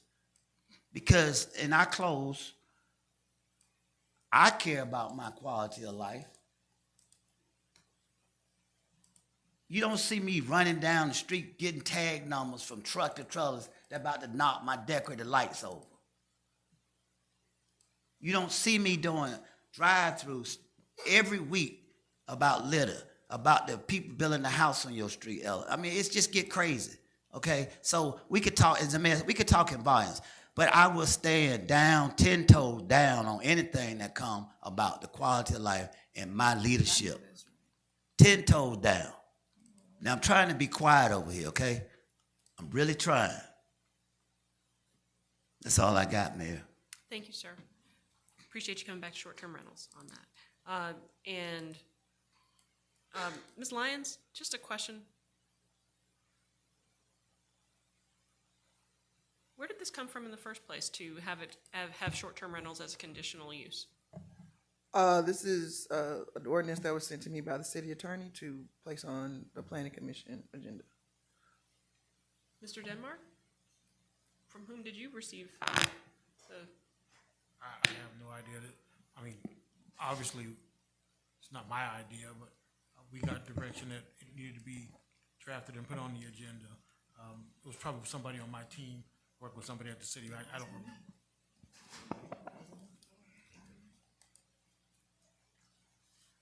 So no one knows where this came from? Came out of thin air? Okay. Hi, Elizabeth Lester. For once, Mr. Mohammed and I actually agree on something, and I do have my remarks. And I was coming up here to speak against this ordinance. Currently, vacation rentals are prohibited citywide in all zoning districts, and this amendment would be a significant change. The Planning Commission voted to deny the amendment at its March 30th, 2026 hearing. And this is the group that the council has seated to look at these issues. And I would hope that their recommendations and opinions would be something that would be taken seriously by this council. Their two objections were practical, not ideological. That there be minimum operating criteria for short-term rentals and that it be codified in a separate ordinance before permits be issued, and that the city has not demonstrated that the code enforcement, police, and fire have the capacity to actually enforce the conditional use permit requirements. And we're hearing this from fellow residents who are all coming up and speaking. We're having a hard enough time enforcing the current illegality of it. The idea that we're gonna be in an even better position to enforce a conditional use permit just doesn't make sense. And this is at a time when our police and fire departments are currently stretched well beyond their capacity. A problem that's only going to be rectified if there's substantial pay raises during this year's budget process that put their pay at least on par with other communities, if not above what our neighboring communities pay. But a conditional use permit framework is only meaningful, again, if the city can enforce it. And the Planning Commission has said they don't have that capacity. So the question that is answered is it creates permits that exist on paper, but they can't be meaningfully administered. And so I would ask that the council not override the Planning Commission's denial without directly answering its specific concerns. Neighborhood character and quality of life depend on code enforcement that actually works. And before opening residential districts to commercial short-term rental activity, residents deserve to know how complaints will be handled, how permits will be monitored, what enforcement resources are actually available. Prohibiting of rent by the room housing citywide is actually a separate matter that most residents likely support, but it should not be bundled with a short-term rental approval in a way that pressures a yes vote. I also would like to read remarks that were provided to me by Grace Lunsford, who is not able to be here this evening. She said, cities across the county have already figured this out. We've been talking about this for 10 years because it is emotional and platforms are evolving, but this is not rocket science. Personally, when we left Chicago to start a new track with our business, renting our condo on Airbnb made it possible. It also made it possible for us to buy our land in College Park, which we later built on. The cities that work best keep short-term rentals for residents and stop large investor operations from taking over neighborhoods. This is key. We presently live next to a private equity long-term rental, and when we had an issue, there was nobody to contact nor communicate with. The last renter left when the private equity group owners increased the rent by $600 with zero improvements. That was 3 years ago, and no one has moved in since. We doubt we will ever have serious neighbors in that home. To have a strong neighborhood, owners must be accessible, not hidden behind LLCs. Santa Monica has one of the simplest and most effective systems. If you live in the home, you can rent it. If you don't, you can't run it as a full-time short-term rental. I do not agree with this method, but think their registration and policing of short-term rentals is commendable and one we should copy. New York City requires Airbnb and VRBO to remove illegal listings. When they did this, thousands of illegal rentals disappeared almost overnight. It's a strong arm in a big city, but also copyable. College Park can do this right, helping owners to benefit financially from their assets and keep the neighborhood a neighborhood, not a rental strip. If we, 1, require personal registration, no LLCs or non-present owners, 2, limit short-term rentals to present owners, 5 max, and limit the amount of registration per square mile. 3, we must hold platforms accountable for illegal listings, and you, the city, must enforce and check in regularly to demonstrate College Park means business. If we don't do these 3 things, we don't have a policy, and large investor groups will find the loopholes faster than the city can react. I suppose that is what has happened up until now. This isn't about banning short-term rentals, it's about keeping them in the hands of residents, not turning housing into a commercial investment system. I'm not anti-short-term rentals, I'm an anti-investor abuse. So, in view of my comments as well as Grace's, we would ask that you table the short-term rental approval until the Planning Commission's concerns about enforcement capacity and operating criteria have been fully answered. And the Planning Commission asked a simple question. Can we enforce this? Question's not been answered. So let's not move forward until it is. I'd like to comment on what Elizabeth was sharing. Thank you. I think what's important here is we did bring up short-term rentals a few months back, but we tabled it at that time because of the fact that we realized, even discussing short-term rentals, since they're not legal, the first thing was to enforce the illegal short-term rentals that we have. It seems like none of us really know how this item showed up on the agenda today. The only thing that I can say that I agree with regarding this is what you mentioned, Elizabeth, about the rent by room. Because the issue that I don't want us to miss tonight is the fact that the rent by room, there is nothing in the language that we have in any of our ordinances right now that addresses it. So it's vague. So when you don't have something, when you don't make something illegal, then you have no way to enforce it. So I do believe that one of the things, it doesn't have to happen tonight, but if anything, I don't know, like I said, I don't know how short-term rentals got into this, but I do believe that we have an issue right now and we need to handle this rent by room, okay? Because that's going to get rid of, once we can get that done, then code enforcement can go out and enforce the law. The bigger issue is, how do we enforce this? And I believe that this is what the conversation that I believe Councilman Gay has been having with legal, I've been having this with legal and staff, is making sure that we have the code enforcement staff that we need, the numbers to be able to address these issues, and then being able to give them, that's what I've been back and forth with legal. How, and I don't know who's here from code enforcement, I mean, Sabrina's here, but looking at, and that was one of the questions that we talked about in legal review a few weeks back, do our code enforcement people have what they need to be able to enforce this? But we needed to get rent by the room on there.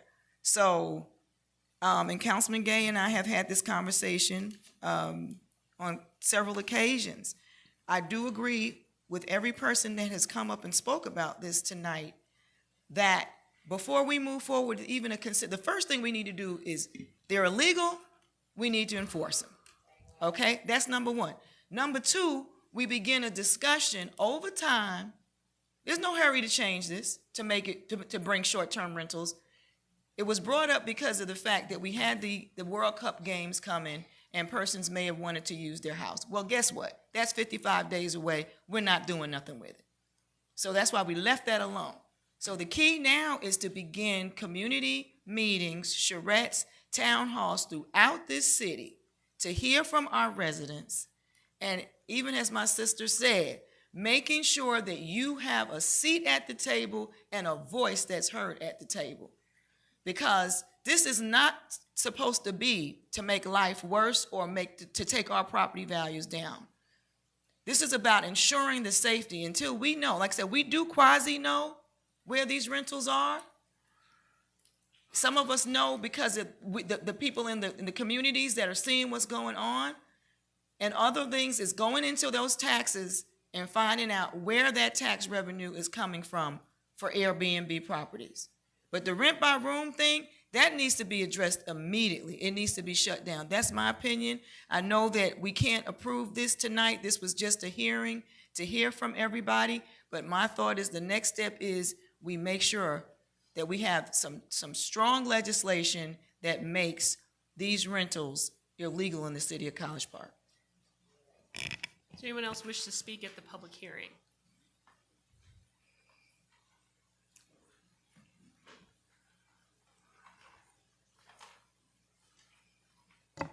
Tom Goldman again.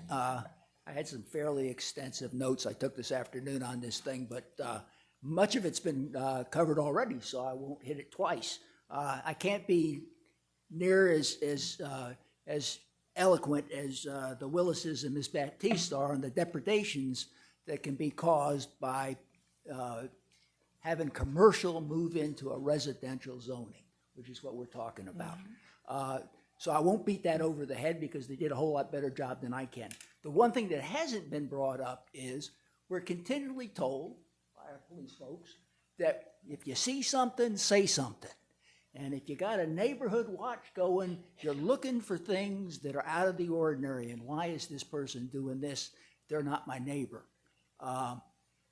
That is greatly complicated by having rentals come in, and you don't know whether it's legit or whether that's somebody casing your neighbor to steal stuff from them.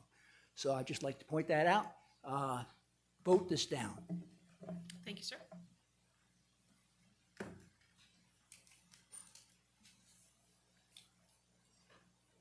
Anyone else wish to speak at the public hearing? All right, I'll declare it closed.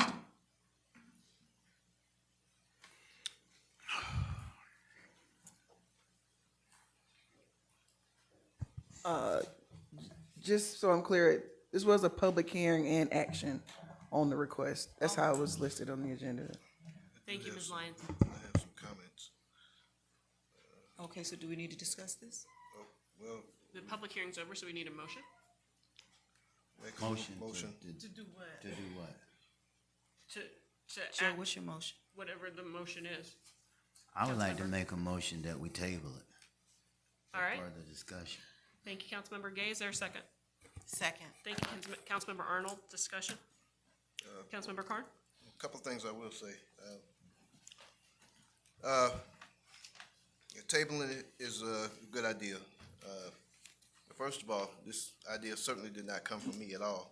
I've spoke several times up here that the last thing you want to see in your neighborhood, you own a home, is playing guess who's coming for the weekend and what I'm going to have to be dealing with.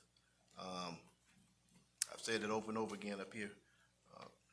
Residents are looking for a disruptive, free lifestyle. I'm going to say that again. Disruptive, free lifestyle. A big part of that is having a neighborhood and a home and a street that's secure. But beyond that, the bigger picture of this thing, strong legislation, yes, we need some. But city manager, how about some strong enforcement? Yeah. That's what we need first. Now, before, when there was another council up here, there were connections to, say, crash pads, and the boats weren't here. I'll leave it at that. But Airbnbs are illegal. Now, and we have rental that's room by room. It's called a hotel, and we're a hospitality city, and that's exactly where I think it belongs. At the end of the day, we've got to enforce what's on the books. And city manager, one of the reasons why you're here is so that we could right this ship. This is an illegal situation. We know where many of those places are. And those that we're not sure of, we can investigate and find out and get to the bottom of it very, very, very quickly. So how about this? See, the second meeting is for May, is scheduled May 18th. I want to make it our business to eliminate and shut down every short-term rental in this city that's operating illegally. By that meeting, the 18th, I want to see 75% of them gone. And city attorney, I believe that doesn't require the same process in terms of evictions, rid of dispossessory, and the whole 3-4 month deal for stuff that's operating illegally. Is that right? It doesn't require a dispossessory, but it's not as easy as that. It's a process, and we've had internal conversations about it. And I do think we need to clarify that as we all sit here at this very moment, every single short-term rental that's operating in College Park is operating illegally. And so the citizens came and talked about the horrible things happening in their neighborhoods, but those horrible things are happening by illegal operations. And so we need to appreciate that. Furthermore, the rent by the room, the pad splits, we don't have any regulations on those. And so they're operating right now. So short-term rentals, the Airbnbs are currently illegal, every single one of them. And we need to take action to shut them down.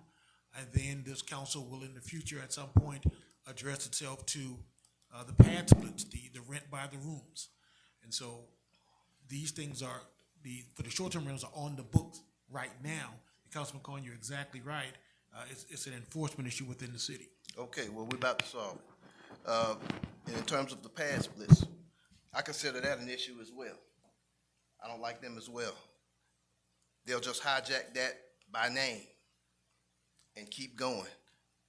All right, so by May the 18th meeting, I want us to at least have all the writs done. Does that sound fair, reasonable, and doable? I think it absolutely is. And I don't really want to hear that it's not, because it is doable. We can do it. Bringing, anything that brings instability into a neighborhood is not in the best interest of the public. Everybody knows that. And we can get it done. This time next month, we want to have writs in all of those places and those people heading out the door and in the process of being shut down. City manager, I want to make this a priority and make sure that that does happen. Now, I have mostly apartment communities in my neighborhood, but I've got several subdivisions that I've gotten complaints from as well. And we can get it done in 30 days and get the process moving and get most of these businesses on their way out of the door if they're operating illegally. There's a lot that we can do. We can establish an Airbnb tip line.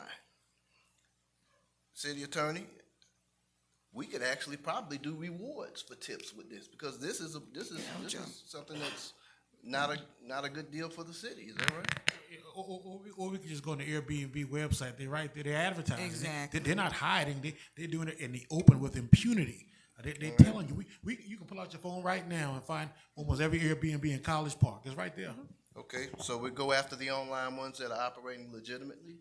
We have a lot of them that are operating illegitimately that are not on those. They're all illegitimate. Deals. Well, they're all illegitimate. That's quite right, Mayor. But some are registered and flagrantly illegitimate. So let's work on both of them. Let's work on both of those dual tracks. And city manager, a month from now, when we come back, we want to get an update where we are, and we want to have lots of writs and folks on their way out of the door through the Fulton County process. If it's illegal on its face in the city of College Park, though, again, let's check with Fulton County and see what the story is on that, because I'm sure they've dealt with that in some of the other 15 cities, Clayton County too, to see how they're handling that, because like you said, there's a slight difference there in terms of just a standardized eviction. But let's get the particulars on that and let's get moving on this thing. So, Mayor? I think Councilmember Arnold. Okay. Yes.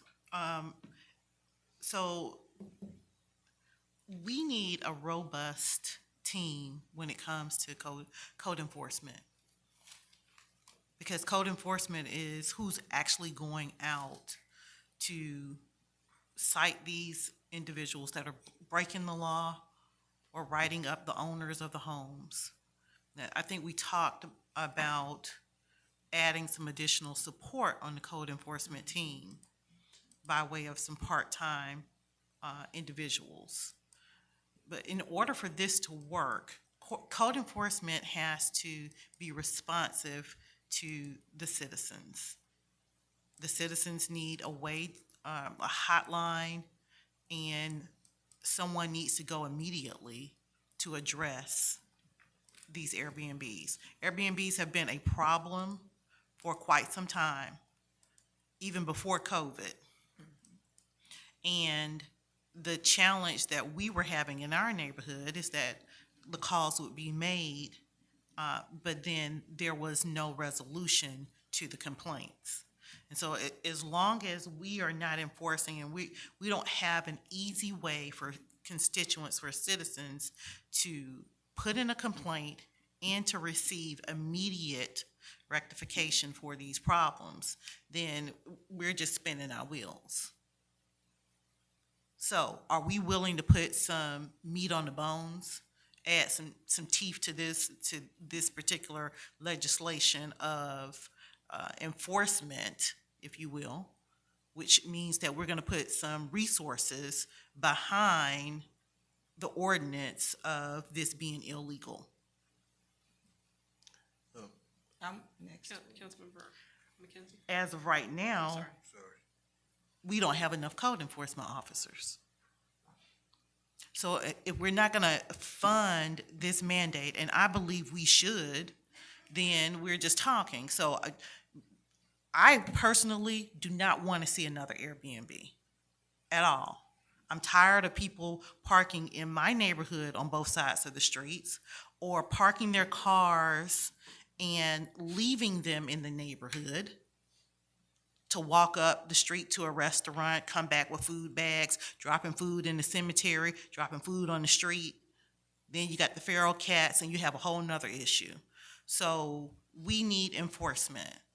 I would like to see us, if we're going to do this 30-day situation, the team that we currently have enough going on as is.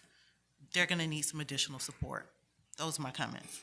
Councilmember McKenzie? Okay. I know we have a motion to table this particular item, and I'm going to offer a substitute motion. I guess we can do whatever we're going to do with that first motion. But before I bring the substitute motion, my concern is tabling this tonight does not solve the problem that citizens are going to go back home and still have to deal with these rent-by-the-room situations. We already know that short-term rentals are illegal, but these rent-by-the-room are not always short-term. What I'm hearing, that's not short-term rentals. These people renting rooms out throughout the year for months. So my concern is that we must address both of these things at the same time. So, meaning, we already know short-term rentals are illegal. So I would like to make a substitute motion to immediately enforce the citing of short-term rentals and to make rent-by-the-room housing illegal in the city of College Park. That's what I'd like to leave out of here tonight, that we immediately enforce the citing of short-term rentals, okay? And that we get on this, just like what my colleagues have said. We're going to get on it, we're going to stay on it, we're going to empower our code enforcement. If we have to bring more people on, whatever we have to do to enforce it. But I don't want us to leave out here tonight and put the rent by room on the back burner. So that's what I'm requesting. I'll second that with a caveat. Hold on. Hold on. Do you want to withdraw? Hold on. Stop. Stop.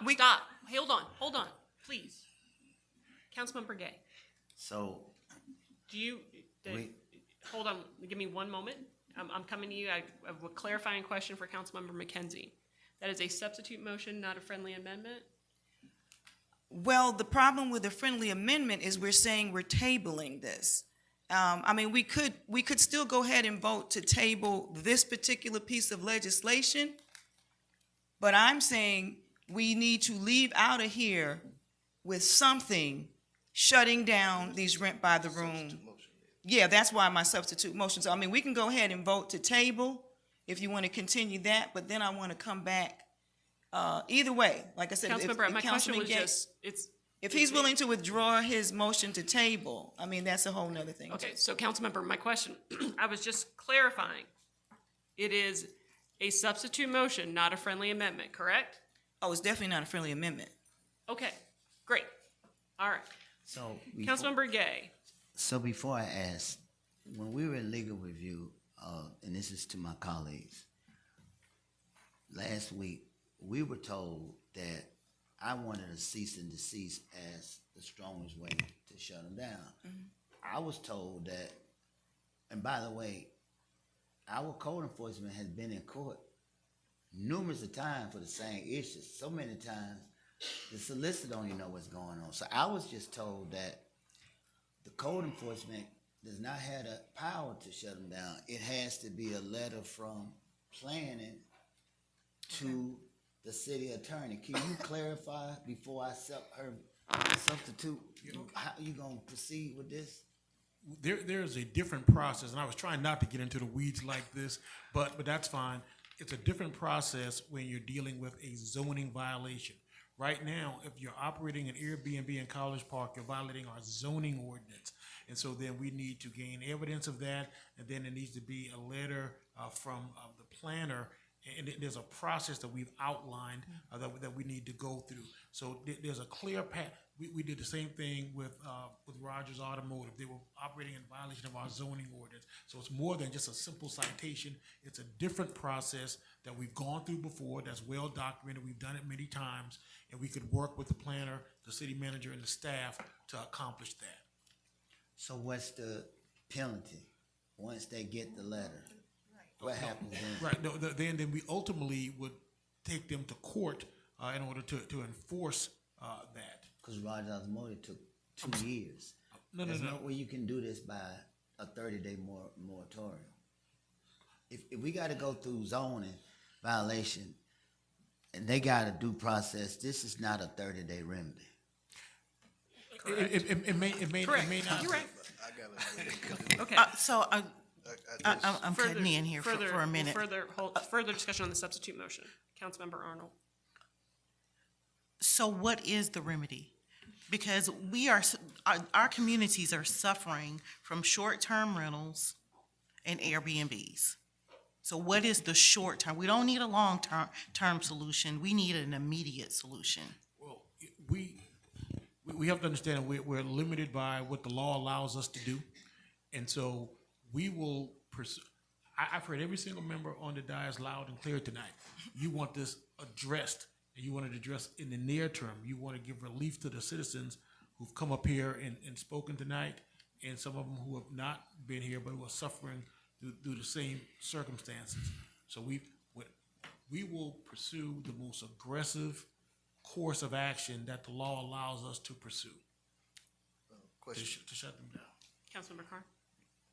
Winston, I think this is obviously a code enforcement matter, but I think this is also a police matter in terms of public safety in general. Now, what is to prevent us from making this into a criminal misdemeanor as well? It would be my recommendation that we don't discuss all of our legal strategy and how we're going to get this done. All right. I'm trying to put a bow on this by saying, I've heard each and every single one of you. You have not been unclear. You've not been ambiguous. You've been crystal clear. You want this addressed. And you've directed the staff to get it accomplished. So I've heard you.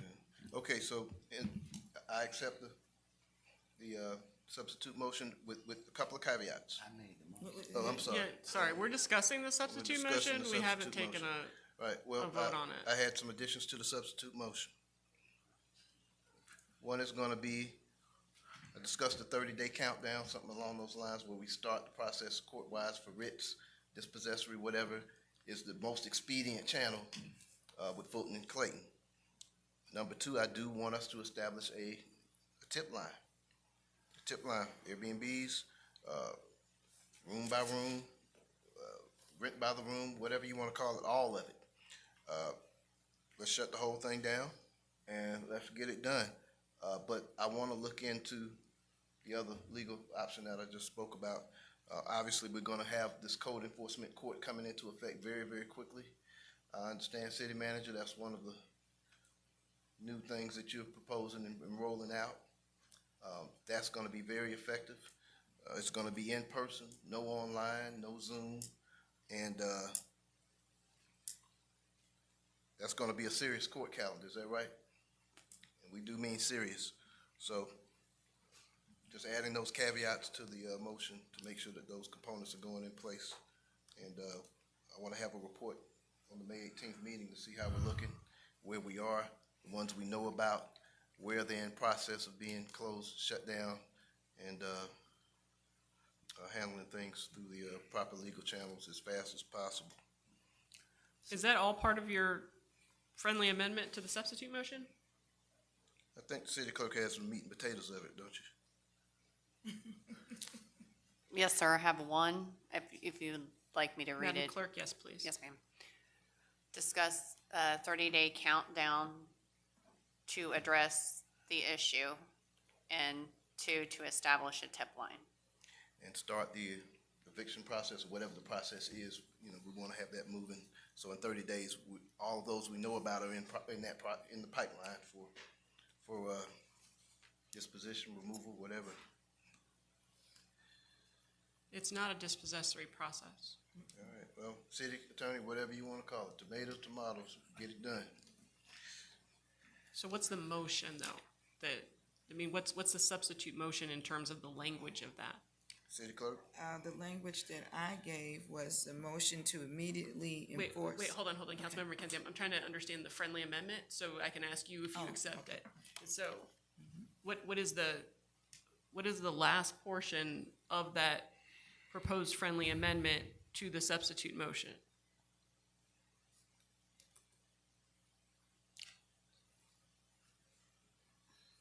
You asking me or the clerk? I'm asking anyone who can clarify. Point of clarification, Mayor.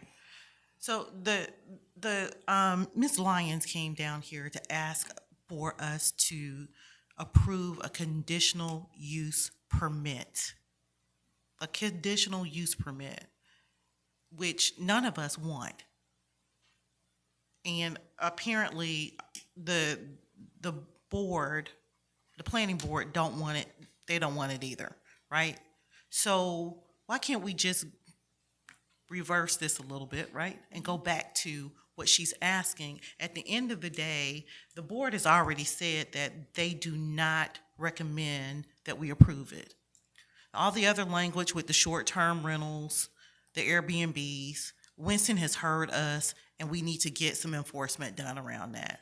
But to offer a conditional use permit for the utilization of short-term rentals is a no by everybody that's sitting up here. And with the planning Councilmember commission, Carn? with the planning commission, I heard that there was a denial, but then I also heard, where's Ms. Lyons? I also heard that there was, Ms. Lyons, I also heard that they said that there were some conditions that had to be stipulated that they would look at it. Did I hear both of those things, or did I hear you completely wrong? So they made a motion to reject as proposed and wanted those considerations included that were in your packet in the summary, but they were one, to codify minimum criteria to review for a short-term rental via a separate ordinance to be created in development standards or administrative process, and two, better understand the ability of the city to provide resources for code enforcement, police, and fire to meet the conditional use permit issuance under this ordinance. Okay, so technically, they had a recommendation for denial as is, but they would approve under these specific conditions. Is that basically what I was hearing? Yes No, or no, they said it to reject as proposed, but consider recommendation of the following points. Okay, So, that's what I thought I heard. yeah. Okay, so they were basically saying no, but yes, maybe. They were saying no, but because of the fact that we do not have anything in place for enforcement, for safety, and essentially for the community, that it should be a no until we come up with like pretty much what Councilman Gay was saying as far as, tabling it. But we can say no to the conditional use permit and let legal look into how we're going to put some teeth around enforcement. Okay, hold on, guys, hold on 1 second. I understand, Councilmember Arnold, I understand where you're coming from. We probably have overcomplicated this, however. Which is why I say a point of clarification, right? And I think you're right. But what is actually pending right now is a friendly amendment, and I'm looking for point 3. That's where Councilmember Arnold came in with their point of clarification. So, Councilmember Carn, to your third point on the friendly amendment, can you please City Clerk, clarify that? Do you have some clarity on the point 3 I made? Point 3, I have start the eviction process. Okay, whatever Is that, that- yes, that's correct. Yes, sir. It's not eviction. Start the process of. Start the of- legal start the process. Yes, sir. So we can motion for this, and then we can come back and deny the request as well in another motion. So we got this one on the table, like the mayor said. Councilmember I was McKenzie- offering a Councilmember Mc- substitute. No, you were, Councilmember Carn made a friendly amendment. Do you accept it? A friendly amendment to what? The motion, my substitute motion, or Yes, ma'am. Councilman Gay's To your motion? substitute motion. Okay. Yeah, I accept that, yeah. Okay. So, Councilmember Gay? so I actually like her substitute motion because she brought short-term rentals, not short-term. but The room, yeah, I want to make sure that we, That, right. that gives us even more than what we had hoped for. So Right. to that point, I would like to accept the substitute motion with the friendly amendments. Thank you. Okay. And who made the second, Madam Clerk? Councilman Carter. Oh, was it? It was me. I might not have had a second. Hold on one second. Hold on. Let's just, The second on the friendly amendment? on Councilmember Gay's underline. My underlying motion to table. Councilwoman Arnold. Yeah, I think it was me. The table, Councilwoman Arnold. All right, Councilmember Arnold, do you Yes. accept the amendment? Okay, all right. So, here we So are. clarification, Mayor, is that we are giving our legal team whatever they need to do in our code enforcement plan, whatever has to happen to enforce these short-term rentals being illegal, right?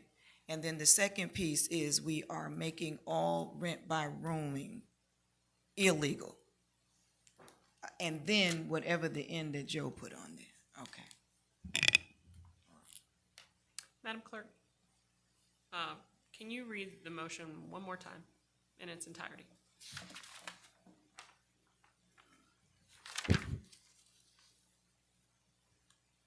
Madam Mayor, beginning with Councilwoman McKenzie's substitute motion? Yes. Okay. Councilwoman McKenzie offered a substitute motion to immediately enforce citing of short-term rentals and rent by the room to be illegal, seconded by Mayor Pro Tem Carn.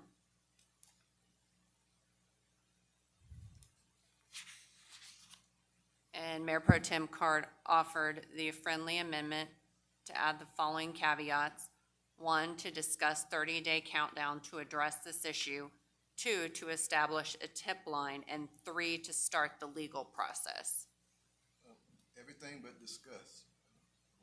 30 days, to start the 30 days. Start the 30-day Not countdown. discuss it. Everything else was correct. Yes, sir, noted. Okay. Any further discussion? Yes. Councilmember Arnold? I would like for us to have a communication plan around that, an immediate communication plan. Yes. Because if we're putting this in motion, no one is going to know about it unless we communicate That's it. right. Communication. Need to get some, Let Winston, last question. Can we actually look into establishing some kind of a tip? We're gonna do a tip line, but a reward, is that? I don't know about within- reward. within the, is that, if it's legally possible? We'll be very aggressive, but for some reason, I think the citizens are gonna drop down without a reward, sir. Yeah. All right, I believe you. Any further discussion? I do want to just say in Councilmember terms of McKenzie? the communication plan, that we do make it clear, some people are gonna be like, why would you not want short-term rentals? I think it's important to note that we are a hospitality city. We have all these hotels. We have means for people to be able to rent if they want to stay somewhere for short term. So I don't know how we get that into the communication strategy, but the fact that letting people know immediately that rent by the room housing is illegal in short-term rentals and will be enforced by the city of College Park. Any further discussion? Hearing none, we'll move to a vote. All those in favor? Aye. That is unanimous.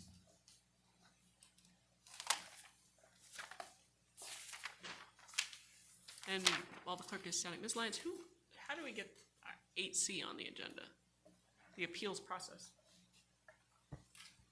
I got this from the city attorney's office.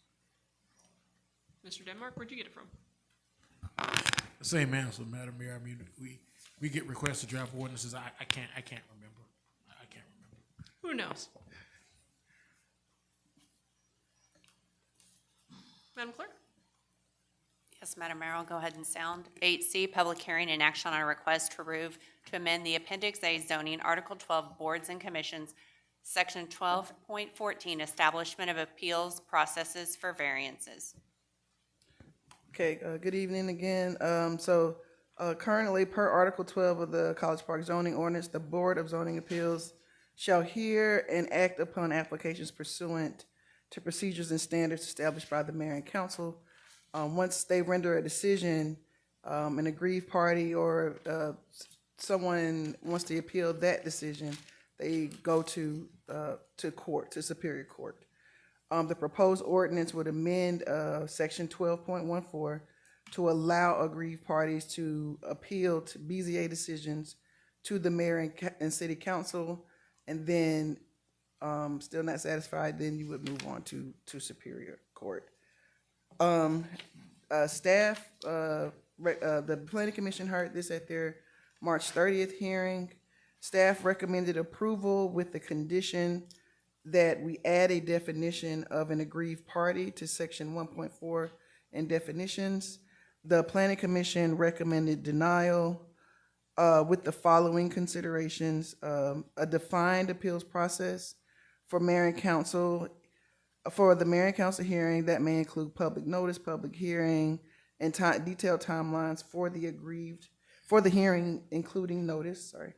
A definition of an aggrieved party within the proposed ordinance, providing training on zoning and various processes within the municipal code, and for a consideration of a separate appeals board in place of mayor and council to execute the proposed ordinance.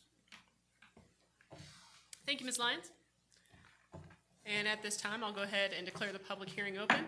If you wish to speak on this matter, the amendment to Appendix A, Article 12, Section 12.14, you may do so at this time. Hello, Elizabeth Lester. I'm back.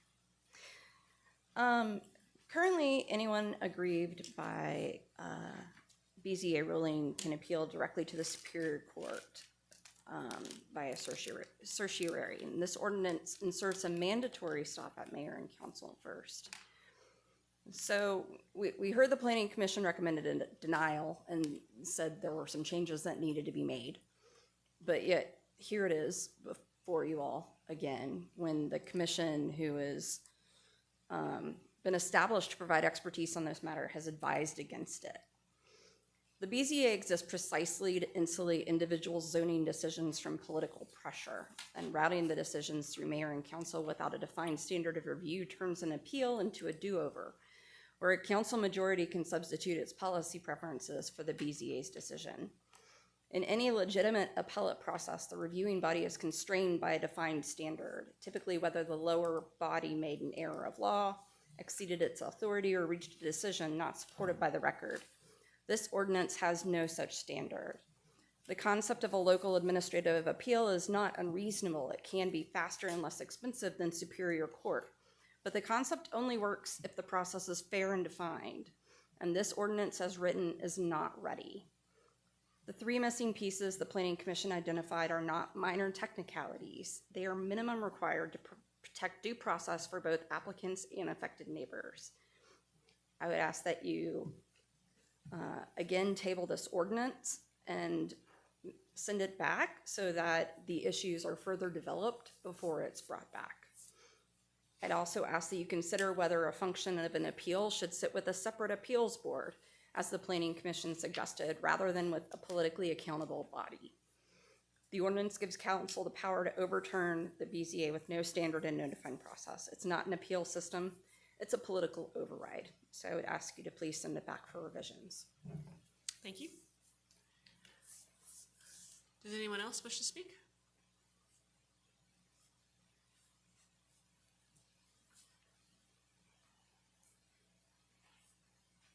All right, hearing or seeing none others, I'll declare the public hearing closed. Is there a motion? I make a motion for approval with discussion. Always discussion. Is there a second?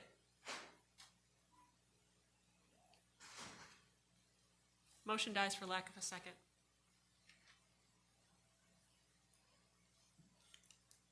Well, I make Item a 9. substitute motion. I guess I'd like to, city manager, maybe we have staff go back and take another look at this and move forward with the rest of the process when it comes to mayor and council. I think conceptually this saves residents or a business or developer the expense of having to hire out a lawyer and head on off to court in Fulton County or Clayton County. I think the planning commission wants good development in this city. We want good development in this city as well. And this moves the process forward so that we can have good development moving forward in this city as efficiently as possible. But I would make a substitute motion that city manager, you have your staff work on the additional things that the planning commission are asking for and bring it back to us with something that works for everybody. Is your motion to table? My motion is to table it and bring it back at one of the next, as soon as possible once we get a fix to it. Is there a second? Second. Thank you, Councilmember Arnold. Any discussion? Hearing none, we'll move to a vote. All those in favor? Aye. That is unanimous.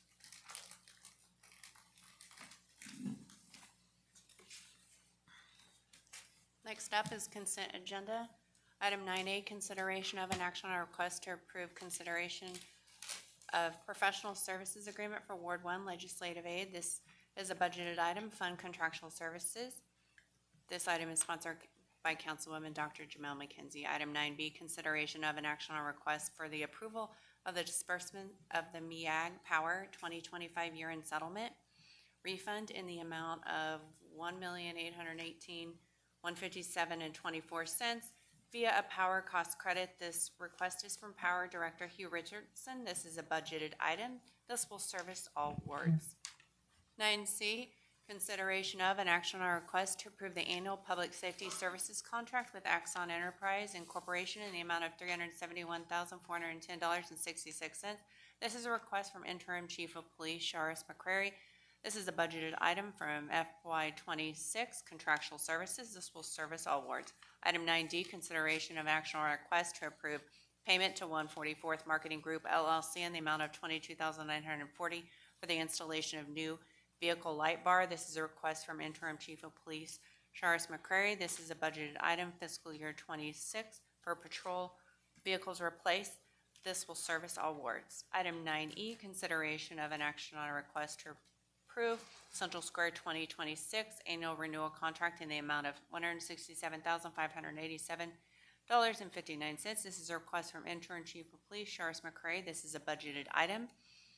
GL account contractual services. This will service all wards. Is there a motion to approve the consent agenda? Motion. Thank you, Councilmember Carn. Is there a second? Second. Thank you, Councilmember McKenzie. All those in favor? Aye. That is unanimous.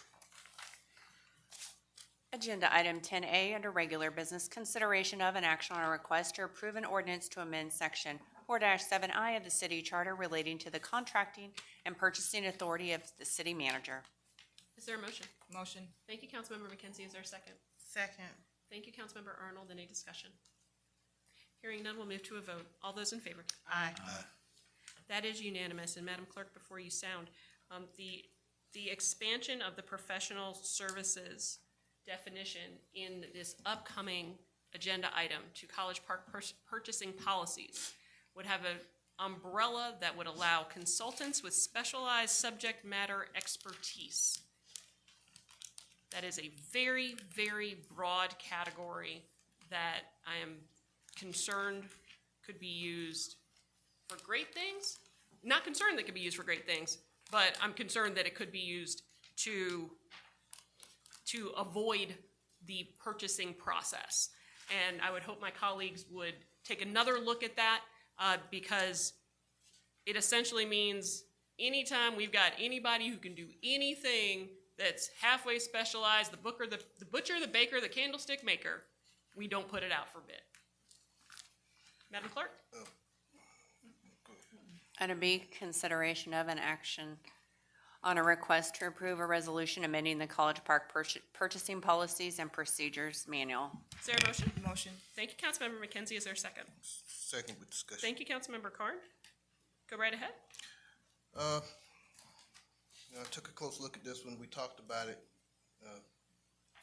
I guess over 6 weeks ago, gone through this process. And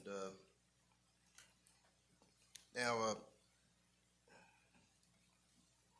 the last time I checked, the state purchasing divisions policy, at least as of this year, 2026, I think the competitive bidding threshold in terms of applies to services and items over $25,000.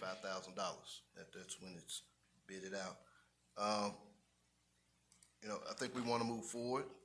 We want positive change, but we also want responsible policy with proper checks and balances, of course. Now, there are several cities within our region whose spending is above the state's $25,000 limit. And that's their policy. I think we're looking for a lower threshold than some cities have currently. I could live with 25,000. That would be commensurate with the state's limit.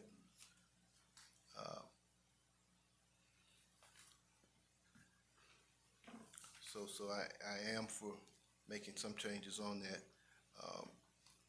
I would be more comfortable there, but that's where I'm at on it. Councilmember, I'm sorry, who made the motion? I made the motion. Okay, Councilmember McKenzie. Okay, so are you making a friendly amendment to amend all the spending thresholds to 25,000 instead of 50? Well, I wanted to discuss it. I wanted to get anyone else's input on it. Okay. All right. Councilmember Arnold? I'm at 25. Okay. I'm at 25. I think when we had our discussion a few weeks ago, we talked about being where the state was, right?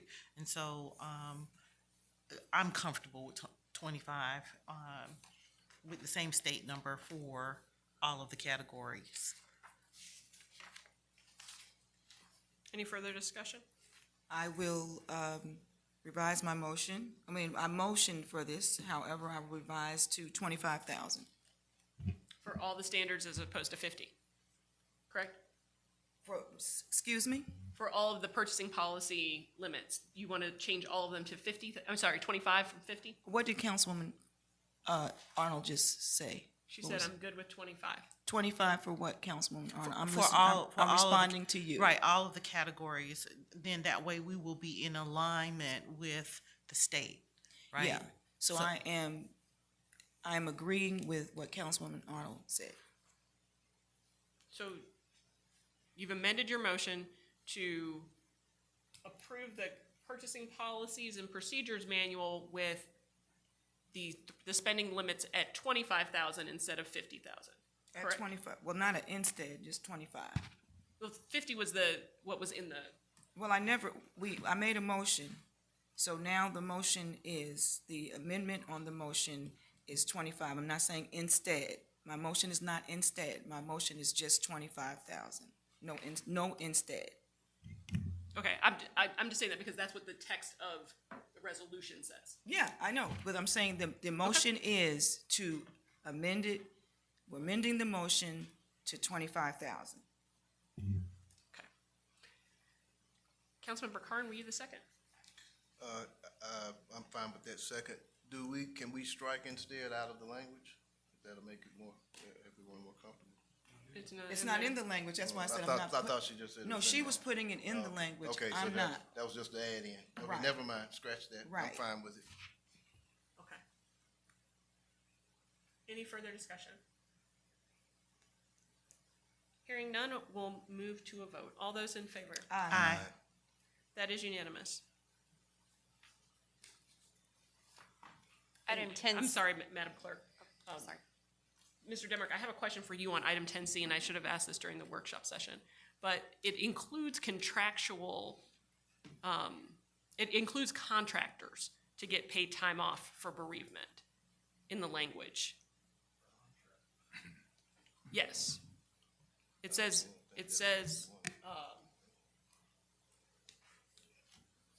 so I just wanted to make sure that everyone was on board with that, and I don't. it says Where does it say? contractors. What page? Crystal, let's see. Crystal's coming. I'm sorry, no ma'am, it's supposed to just be for employees Okay, who are for in the full-time employees. full-time, Full-time. full-time status, Okay. not I didn't see contractual. I think it was, Where'd you see contractors? Because I didn't see that. Can you tell us where you found that, Mayor, please? I would be able to tell you, but I'm having some technical difficulties. I apologize. But in my review of it,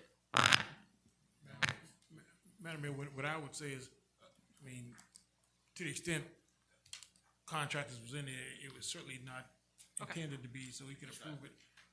it may have been in the body, it may have been in the agenda memo, as I recall. It's not in the actual resolution. It's not there at all. Employees only. It's not in the That's resolution. it's for full-time employees, It's not for part-time, it's just for full-time. correct. All right. Thank you for the clarification. You're welcome. Madam Clerk?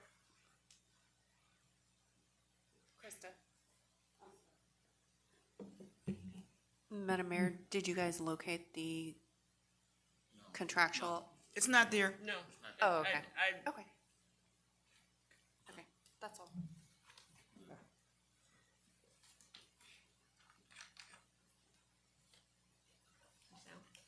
Okay. 10C, consideration of an action on a request to approve a resolution amending the city's paid time off policy to increase bereavement leave for city employees. This item is requested by Krista Gilbert, Director of Human Resources. Is there a motion? Motion. Thank you, Councilmember Carn. Is there a second? Second. Thank you, Councilmember Arnold. Any discussion? City employees, not contractors, just so we're clear. Any further discussion? Hearing none, we'll move to a vote. All those in favor? Aye. That is unanimous. Item 10D, consideration of an action on a request to install playground communication boards for neurodivergent individuals in all local parks and recreational areas in partnership with the Shaka Khan Foundation. The total cost is $31,500. This is not a budgeted item. This item is sponsored by Councilman Roderick Gay. Is there a motion? Motion. Thank you, Councilmember Gay. Is there a second? Second. Thank you, Councilmember McKenzie. Any discussion? Well, Councilmember Carn? looking at this cost, now if we divide it this month amongst the four of us, we're looking at about $7,800. The five of us. This would be divided amongst the five of us? Well, it's citywide. If it's covering all four wards, it's covering all four wards. And well, my issue was this. Now, if we're gonna, we gotta figure out where we're gonna, find the money for this. Now, if we're gonna do it out of community enhancements, that's fine, but, if we're gonna find it elsewhere, then. I think it's an awesome idea. And this Spread it covers. 5 ways. That would just be Okay. awesome. So this That would be covers great. all of the parks, right? So And it'll the be recreation one- centers. There's 7. Yes, 7. think it's an awesome idea to split Okay. I wasn't going to suggest that it came from there, but since the mayor pro tem, I Well, think he should if- take if on you- if you- three-fifths of it. Well, I wish I could. I don't have it. So, I don't either, but, until maybe July, but if you've got something in mind though, I'm assuming. yeah, so I really like your idea of splitting it 5 ways. That'd be ideal. That'd be great. Happy to do 3. Well, let's see. So the mayor's happy to do By- 3. by 5 So we can is- start the bidding war. No. If not, I'll find. Three-fifths? The mayor said she'll do three-fifths? No, 3/7. Okay. 3/7? There's 7 boards. Happy to take on 3. And then. Well, if we're gonna Okay. split the cost, it's $31,000. That's right. $31,500. That's $6,300 a person. Right, now, I saw on the display that the boards were $4,500 apiece. No. I thought that's what I saw up there. Yes, Yes. there's 7. Okay, that's, okay. So that comes to, that's the 31? $31,500. And we have 7, so it would be among seven parks. Is that, right, so every park would get one. Correct, Councilman. Is that right? You But already every have park- one Every already. park will get one, and the recreation centers will also get one. Oh, okay, the recreation. So that's okay, where okay, the that- 7 that's where comes the from, additional right? come in. Right. And so to split up the $31,500 is $6,300. Well, you might as well. I heard the mayor say she was gonna pay for 3 boards, which would be about 12,000. So I think we should leave that, and then y'all can figure out how, I don't have the funds, so I can't commit to anything I don't have at this moment. I was Okay, gonna I say, will, Well, I will, I mean, I will this find is the all funding. taxpayer money anyway, so. Madam Mayor, I'll find the funding. Can we move on? I'll find the funding. Yes. I'll find it. I was gonna say you were gonna make it 8, because, Councilman Gay, I'll take care of it. Thank you, sir. he's got it, all right. Unless Livia knows I have some money. Actually, Mr. Hicks, you need to add another one for the new park that's coming on Yeah, Godby Road. Exactly, that's what I was talking about. Until the colleague's point earlier, can that also be a communication? I'm sorry? Can you also make that a communication that the city is doing this? Yeah. For It citywide? does not matter, I mean, if you want 8 boards out of mayoral community enhancement, that's fine too. Yeah, Doesn't matter. I've fine. located the funding source. We'll take care of it. So can we amend this motion to the fact that yes, but we will use the mayoral, it will be paid for out of the entire bill will be paid for the mayoral, community enhancement, because we have to vote on any spending that the mayor has.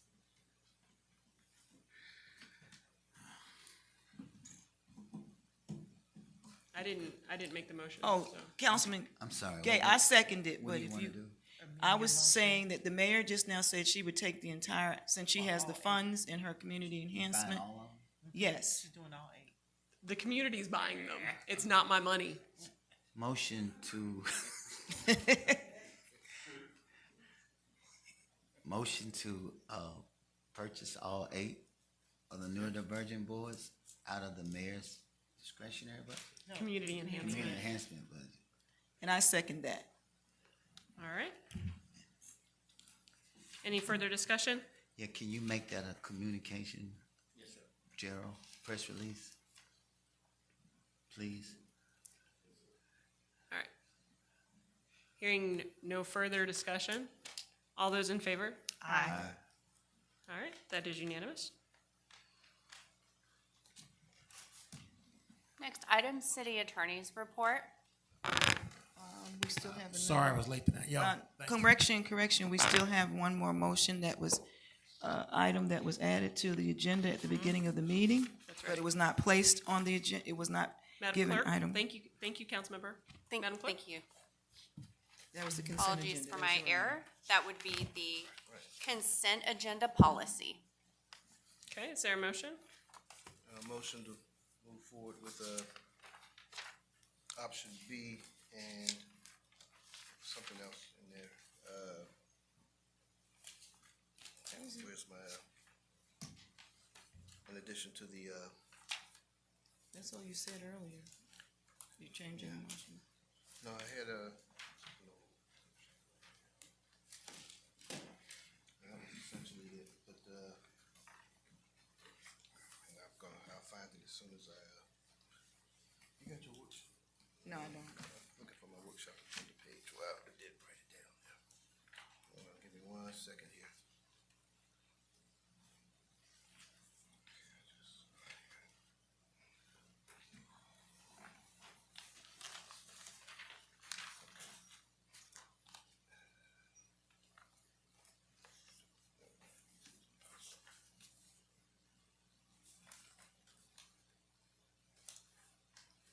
Bear with me here 1 second.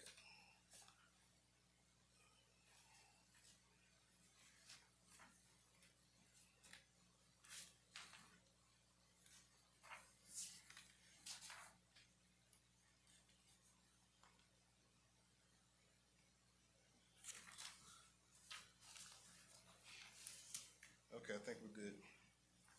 Is there a second? Second. Thank you, Councilmember McKenzie. Any discussion? Hearing none. All those in favor? Aye. Aye. That's unanimous. Item 11, City Attorney's Report. As I was saying, sorry I was late. Thank you.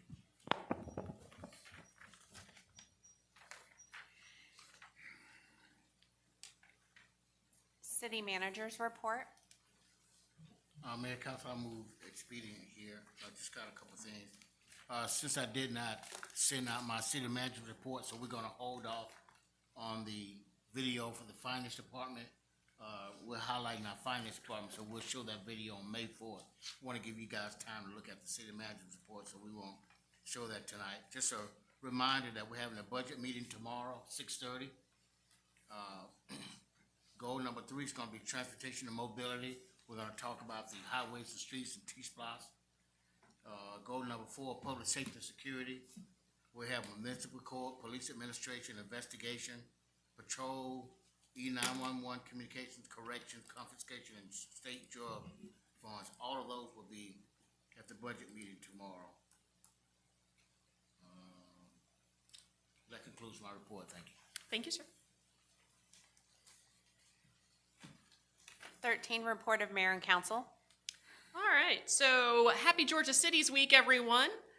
We are kicking it off here in College Park. Take a moment to check your seat. There are 2 planes that are in the room. The committee has hidden planes to celebrate the kickoff for Georgia Cities Week and our 130 years as a city. But if you do not have one, check the city's social media. There will be more hidden throughout the city, and we have a great week of events coming up, starting tomorrow with Touch a Truck.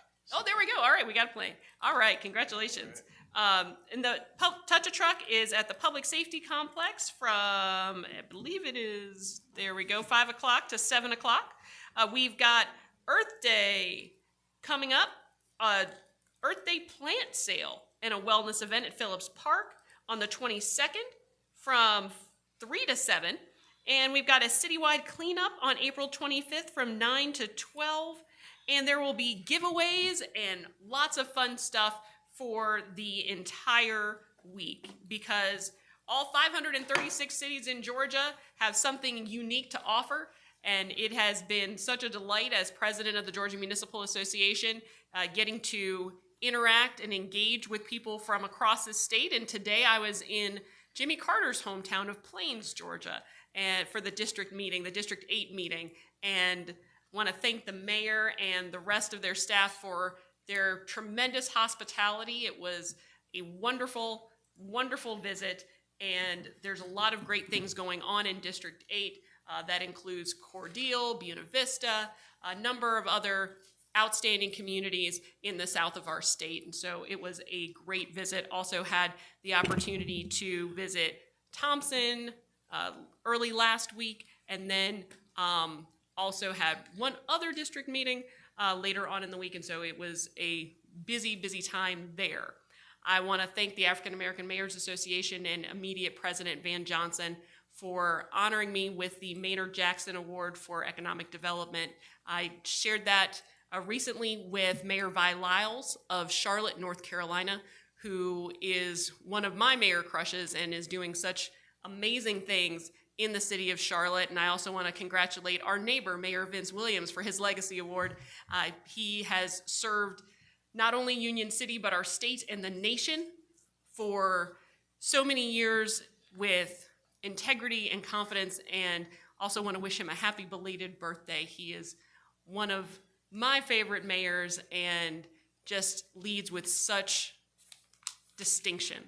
And we are lucky to have him in our area, and he has such a great outlook on all this, great family, and we love him, and there's nothing he can do about it.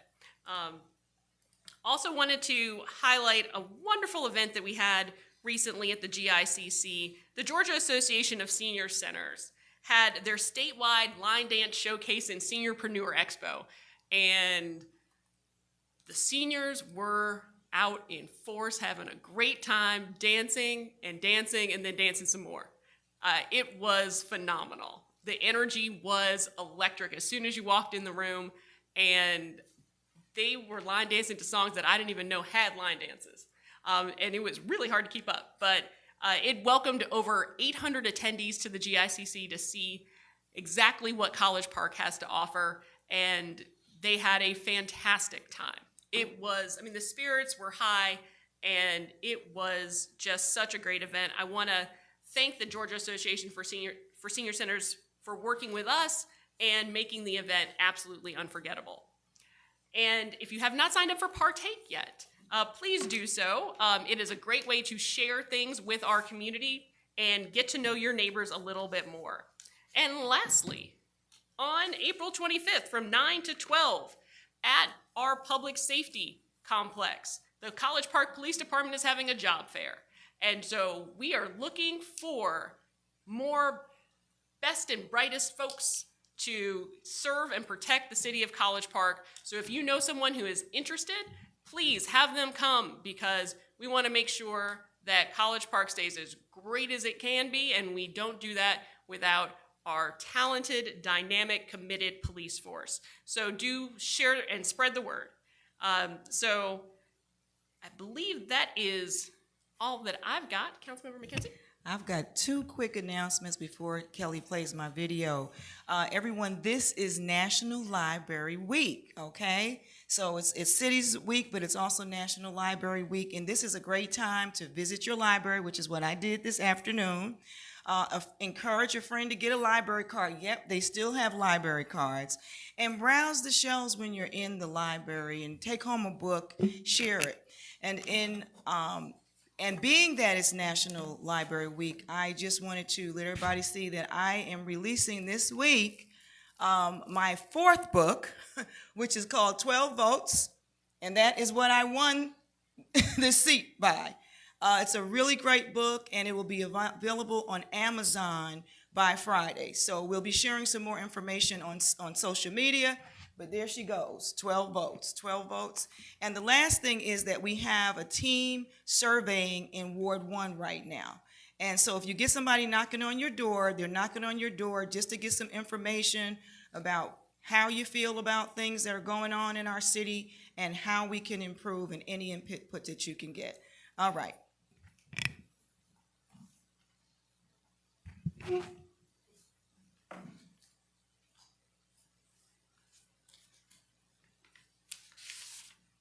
This is Dr. Jamel McKenzie with my April 20th, 2026 Council Report. Tonight's report is dedicated to the memory of my nephew, Richard R.J. London, who departed this life on Wednesday, April 15th. Gone too soon, but he will never be forgotten. As many of you may be aware, I'm a history buff.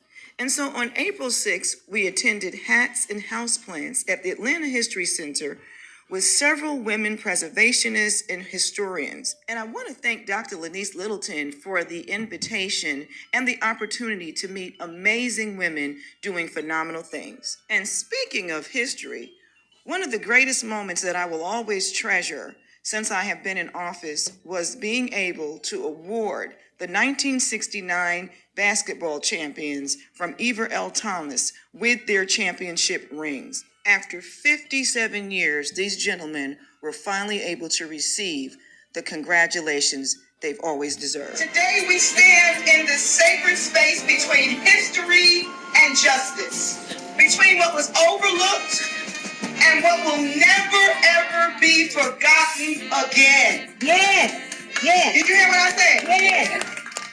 What was overlooked and what will never be forgotten again. Hallelujah. We gather here today to honor the extraordinary men of the 1969 Eva L. Thomas basketball team, the Bearcats.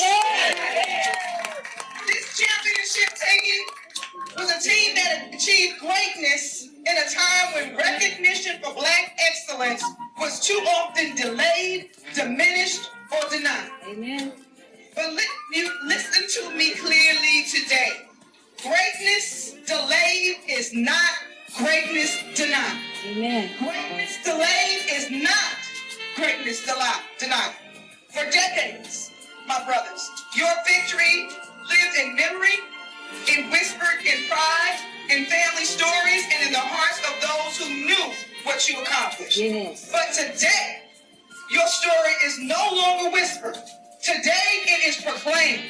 You were champions then, and you are champions now.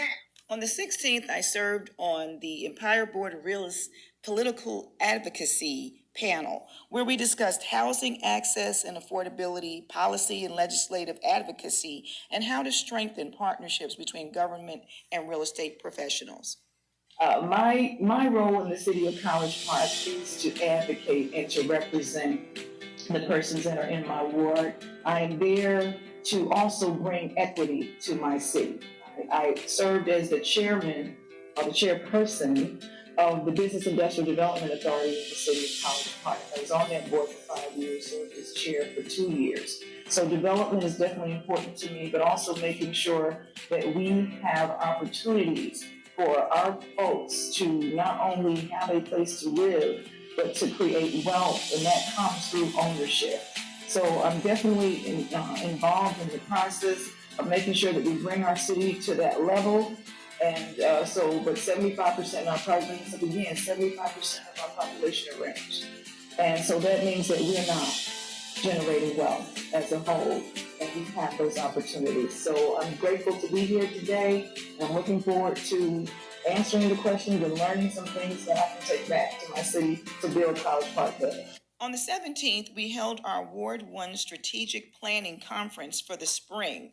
It was a really good opportunity for all of our contractors and Ward 1 team members to come together and to look at where we have been, where we're at, and to plan for where they're going. And guess what? The future looks bright as we continue to build College Park better, starting with Ward 1.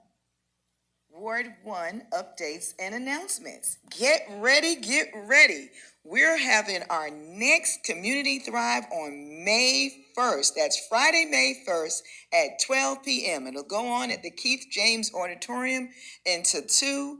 Again, we'll be giving away food. We've got Amazon and Walmart and several organizations on board with us to give out household supplies, clothing, and this time we're even having a barbecue. So tell a neighbor, tell a friend, come on, we still could use some volunteers, and let's help our community. All gardeners and volunteers, you are invited to join our Main Street Beautification Initiative. Yeah, we're going to be taking care of our Main Street, and we invite you to participate. More details to come. You are invited to join us for our YCAB graduation ceremony, which will be held on May 2nd at 10 o'clock, and Valerie Lee of the Wellness Spot will be our speaker. Get ready to move, sweat, and build a stronger you beginning May 12th at Badgett Stadium for our outdoor fitness program powered by elite trainer Julius Miles of Temple Builders. Saturday, we held our Ward 1 Quarterly Town Hall meeting along with our Community Enhancement for 2027 budget charrette. Hear what some of our attendees had to say. Our council meeting went really well today. It was very informative. We got to put faces to names. We learned a lot of expectations were set. but it was chock full of information. I encourage other Ward 1 citizens to come out to these meetings when you can. The meeting was excellent. I gave a little couple ideas I had, and I look forward to coming to more meetings.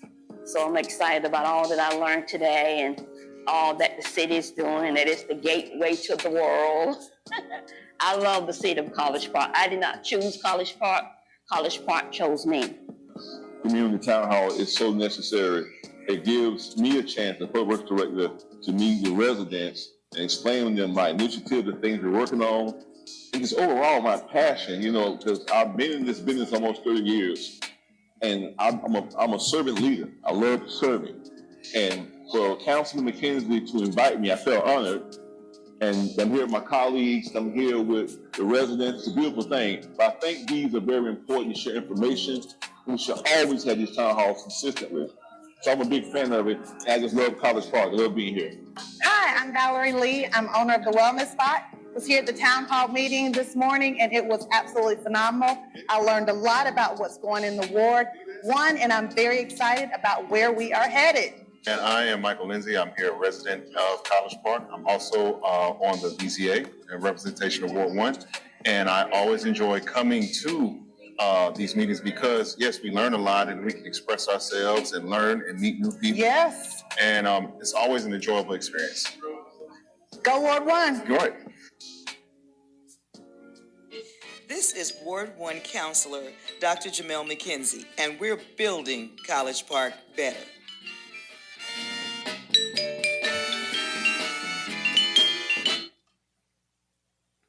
Councilmember Carn? All right, thank you. Okay, so with the budget hearing tomorrow, again, I wanted to add board appointments to that agenda, so we can take care of that. I want to give a special thanks out to MARTA, our community partner in transportation. Saturday was a great day in College Park. The MARTA Board of Directors, I personally lobbied MARTA to rearrange a bus route in College Park, the 82 Camp Creek. The issue was that it was not coming into our community close enough to pick up our residents safely. For a few years, the 82 Camp Creek remained on Camp Creek, and the residents there at Frontage Road at the Hampshire Plaza had to walk across the dangerous Camp Creek Parkway, and those cars are going at 60 miles an hour sometimes, and if you've got a bag of groceries or a baby stroller, there is a crosswalk, but it means very, very little at those speeds. So we got MARTA to reroute the bus into the Frontage Road community, and now it comes literally to the corner across the bridge like it used to years ago, and we got that to happen pretty swiftly. They're looking at a bus shelter that will be going up soon as well. The residents are very pleased with that change. That route change started on April 18th. Several of our other routes have been modified as well, but I requested that specific change for safety and convenience of our residents. So with this Airbnb thing, I guess we're going to shut that down tonight. So we're going to establish this hotline, call line, I guess, and an email address to that line. So residents, you upload any photos, whatever you have to help us move the process along. So we want a phone number, hotline, and a email hotline, one that's easy to remember, simple, that's short. And so we want to get moving forward with that. With the cleanup on the 25th, City Manager, I do have a particular area, cleanup location that's in need of some serious attention. I want to make sure that maybe a crew does cover the banks there, the Camp Creek banks there at Frontage Road. There's some issues that we want to definitely work on that. And I think, yeah, that's the 25th, if I'm not mistaken. With code enforcement, in the budget hearing, the last budget hearing, we did discuss the code enforcement ambassadors that we approved, and we approved 4 positions in the last budget cycle, but we didn't have room to place them anywhere. So that may be something to look at if we're gonna try to mobilize, and I don't know if the ambassadors are the answer, but I know we had talked about that, but looking at, in addition to the Airbnb issue, we want to take a look at what we can do, but we're going to let you and staff work on that and see what you can come up with on that. Congratulations, Mayor, on your award. Thank you. I'm sure Maynard would be proud. I was at the MODEX conference last week. You know, I picked up a few new practices that I think we can look at adopting with some modifications. You know, it's funny, you go to different conferences. This was a free conference, so I definitely took advantage of that. We had a wonderful senior event in Ward 2 this past Saturday. We did games for the seniors. We had a wonderful time, and it was the first day of the bus reroute, so it was extra special there. So we're moving forward in our areas. I did attend the funeral services for the Price family's loss of their young daughter who was born here in College Park. I remember when she was born. I mean, wonderful young lady, and again, she will be missed. The ring ceremony for the Bearcats, that was true College Park history. I was not able to attend, but I met with them several times, and when they told me that story, it was unbelievable and long overdue. But folks, there are literally hundreds of unsung stories denied throughout College Park's history. A lot of them just race-based. I mean, that's what it was back in the day, but I think we made some progress, and we righted a terrible wrong last week.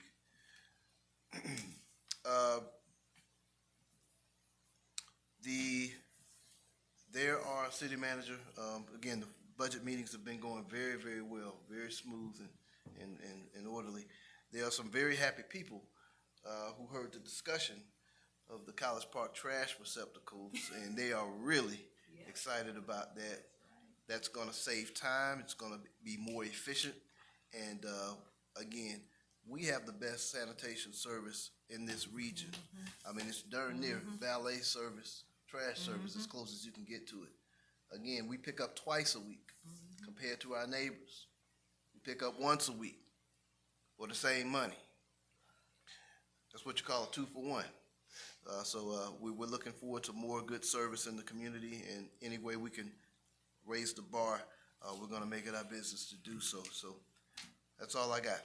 Thank you. Councilmember Arnold. Thank you. So I want to start by thanking Chairman Rob Pitts for joining me at my monthly food giveaway. He walked with me as I delivered hot meals to our senior residents in Ward 3, and I appreciate him for joining me. I also just want to remind everyone that my Leadership Clayton group will be here on May 18th, where we will talk about the project that we're working on that is going to have an impact not only to Clayton County, but to the city of College Park. And so we want to present to this body to share what our project is, and possibly ask for some support from the city of College Park. I want to thank Trees Collective, Aerotropolis Atlanta Alliance, Hartsfield-Jackson Atlanta Airport, and Bold Impact for starting with the city of College Park with the 100-year anniversary of Hartsfield-Jackson Atlanta Airport, with their initiative to plant 100 trees throughout the surrounding area of the airport. They started with the city of College Park in Ward 3 because the airport is in Ward 3, and so we are thankful for that project and that support. I also want to thank Ms. Laura in Clayton County for visiting Summersby Apartments to help residents to identify whether or not if their voters' registration information was up to date, and for those who were not registered, to get them registered for this upcoming election. I want to thank Chairwoman Dr. Alika Anderson Henry for the invitation to the annual Mays High Prayer Breakfast on Saturday, where we had the opportunity to help raise funds for graduating seniors there. And also happening on this past Saturday was, I want to congratulate our newest team to the city of College Park, the College Park Sonic Swarm, for their first competition in Roswell for their drone soccer. So that, you know, hopefully they'll bring home a trophy, but they had their first an actual competition. It wasn't just a scrimmage. I would want to thank Mr. Hicks, your staff, economic development staff, for the grand opening at Legacy Veterinary Hospital on Saturday. That was actually nice. Did y'all get out to go see the horse? There was an actual horse. My dog wouldn't let me. Well, you saw the horse? I saw it, was but really nice. my dog was not having that. And I'm not gonna just, I'm not gonna keep going on with all of those updates. You can see all of the current information that we have going on in Ward 3 just by going to cpward3.com and go to current news, where you'll see highlights of what's been happening in Ward 3. But I do not want to forget to give this reminder about the Ward 3 Thrivers Walking Club, which starts on Wednesday at 7 p.m. We kick off from Zupp Park, and that's happening on monthly basis. It's the fourth Wednesday of every month.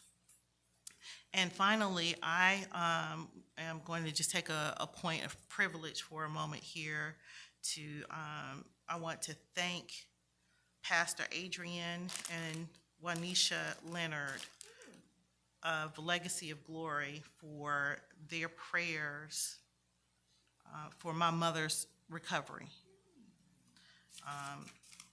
Yeah, I appreciate the prayers, I appreciate the support, and thank you. That's it.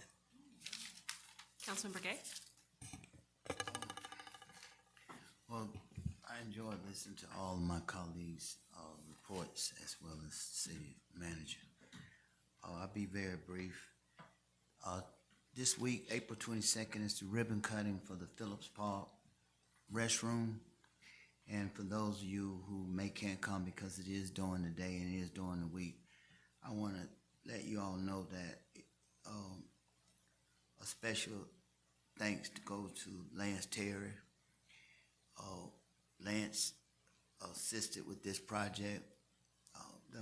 He was extremely professional. He paid attention to detail. He was very supportive. And when I say he paid attention to detail, he actually followed the entire project. And so to have him with y'all's projects, and he talks about y'all's projects, so kudos to Lance. But the park ranger told me last year that had ever been in the bathroom, and I told her, no, really not but once. And when I went in there, it reminded me of Rice Street. It was just one commode. But when you go in there, you may be blown away. So kudos to you all, the city manager, Lance, and the community enhancement dollars,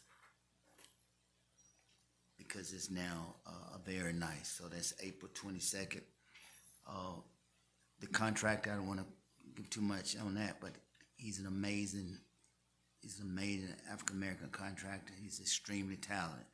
So we're just very fortunate to have that bathroom. And in the back, there's a storage area for staff and storage for the rest of the facility. Also, the chess pavilion opens in 2 weeks. It'll be kick off with a movie night, Life of the King by Cuba Gooding Jr. We're waiting for school to be out. There'll be free play tournaments that we'll coordinate with recreation for people to have access. They can go in there and play. There'll be, there'll be tournaments with our HBCUs and special guests by some chess masters. So that should be an exciting amenity to our park. Mr. Hicks, we do have a couple of unhoused citizens, and it's very inconvenient. It's very unfortunate, but I mean, compared to some cities, we are just tremendously blessed, but we still have the issue, and I'm asking for our resources to see how we can support them. It's just they're taking the martyr bench at night and they're occupying the store fronts, and one of them is showing signs of like diminished psychosis because of the gestures he's making to the people in the morning. So we do need some help with those unhoused men.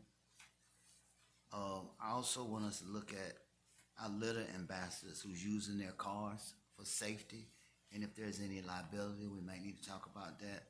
They do a great job, but they are using their cars. And today, I was talking to one of them who's parking in the middle of the median, and I was like, well, what would happen if you got hit? Are you even covered? So let's look at our litter ambassadors. Maybe we could look at the van and someone from Public Works just dropping them off at different locations. I think I win $20 because I made a bet that the litter wasn't gonna be moved on Main Street, that big pile. I bet it myself. So we do need to figure out how to get that big pile up by the Dairy Queen. It's been there a week now. Thank you for City Manager for your help went to Callaway Gardens and looked at their public gardens. And what I learned was that Miss Callaway bought 3,000 acres and left it as a bequest for people to come and enjoy the garden. That was her legacy. So that's my report. Thank you, sir. Is there a motion to enter into executive session for the purposes of discussion of personnel and cybersecurity? That's big. Thank you, Councilmember Carn. Is there a second? Second. Thank you, Councilmember McKenzie. Any discussion? Hearing none, we'll move to a vote. All those in favor? Aye. That is unanimous. We'll enter into executive session at this time. Robert, stay around for a moment. That's impressive.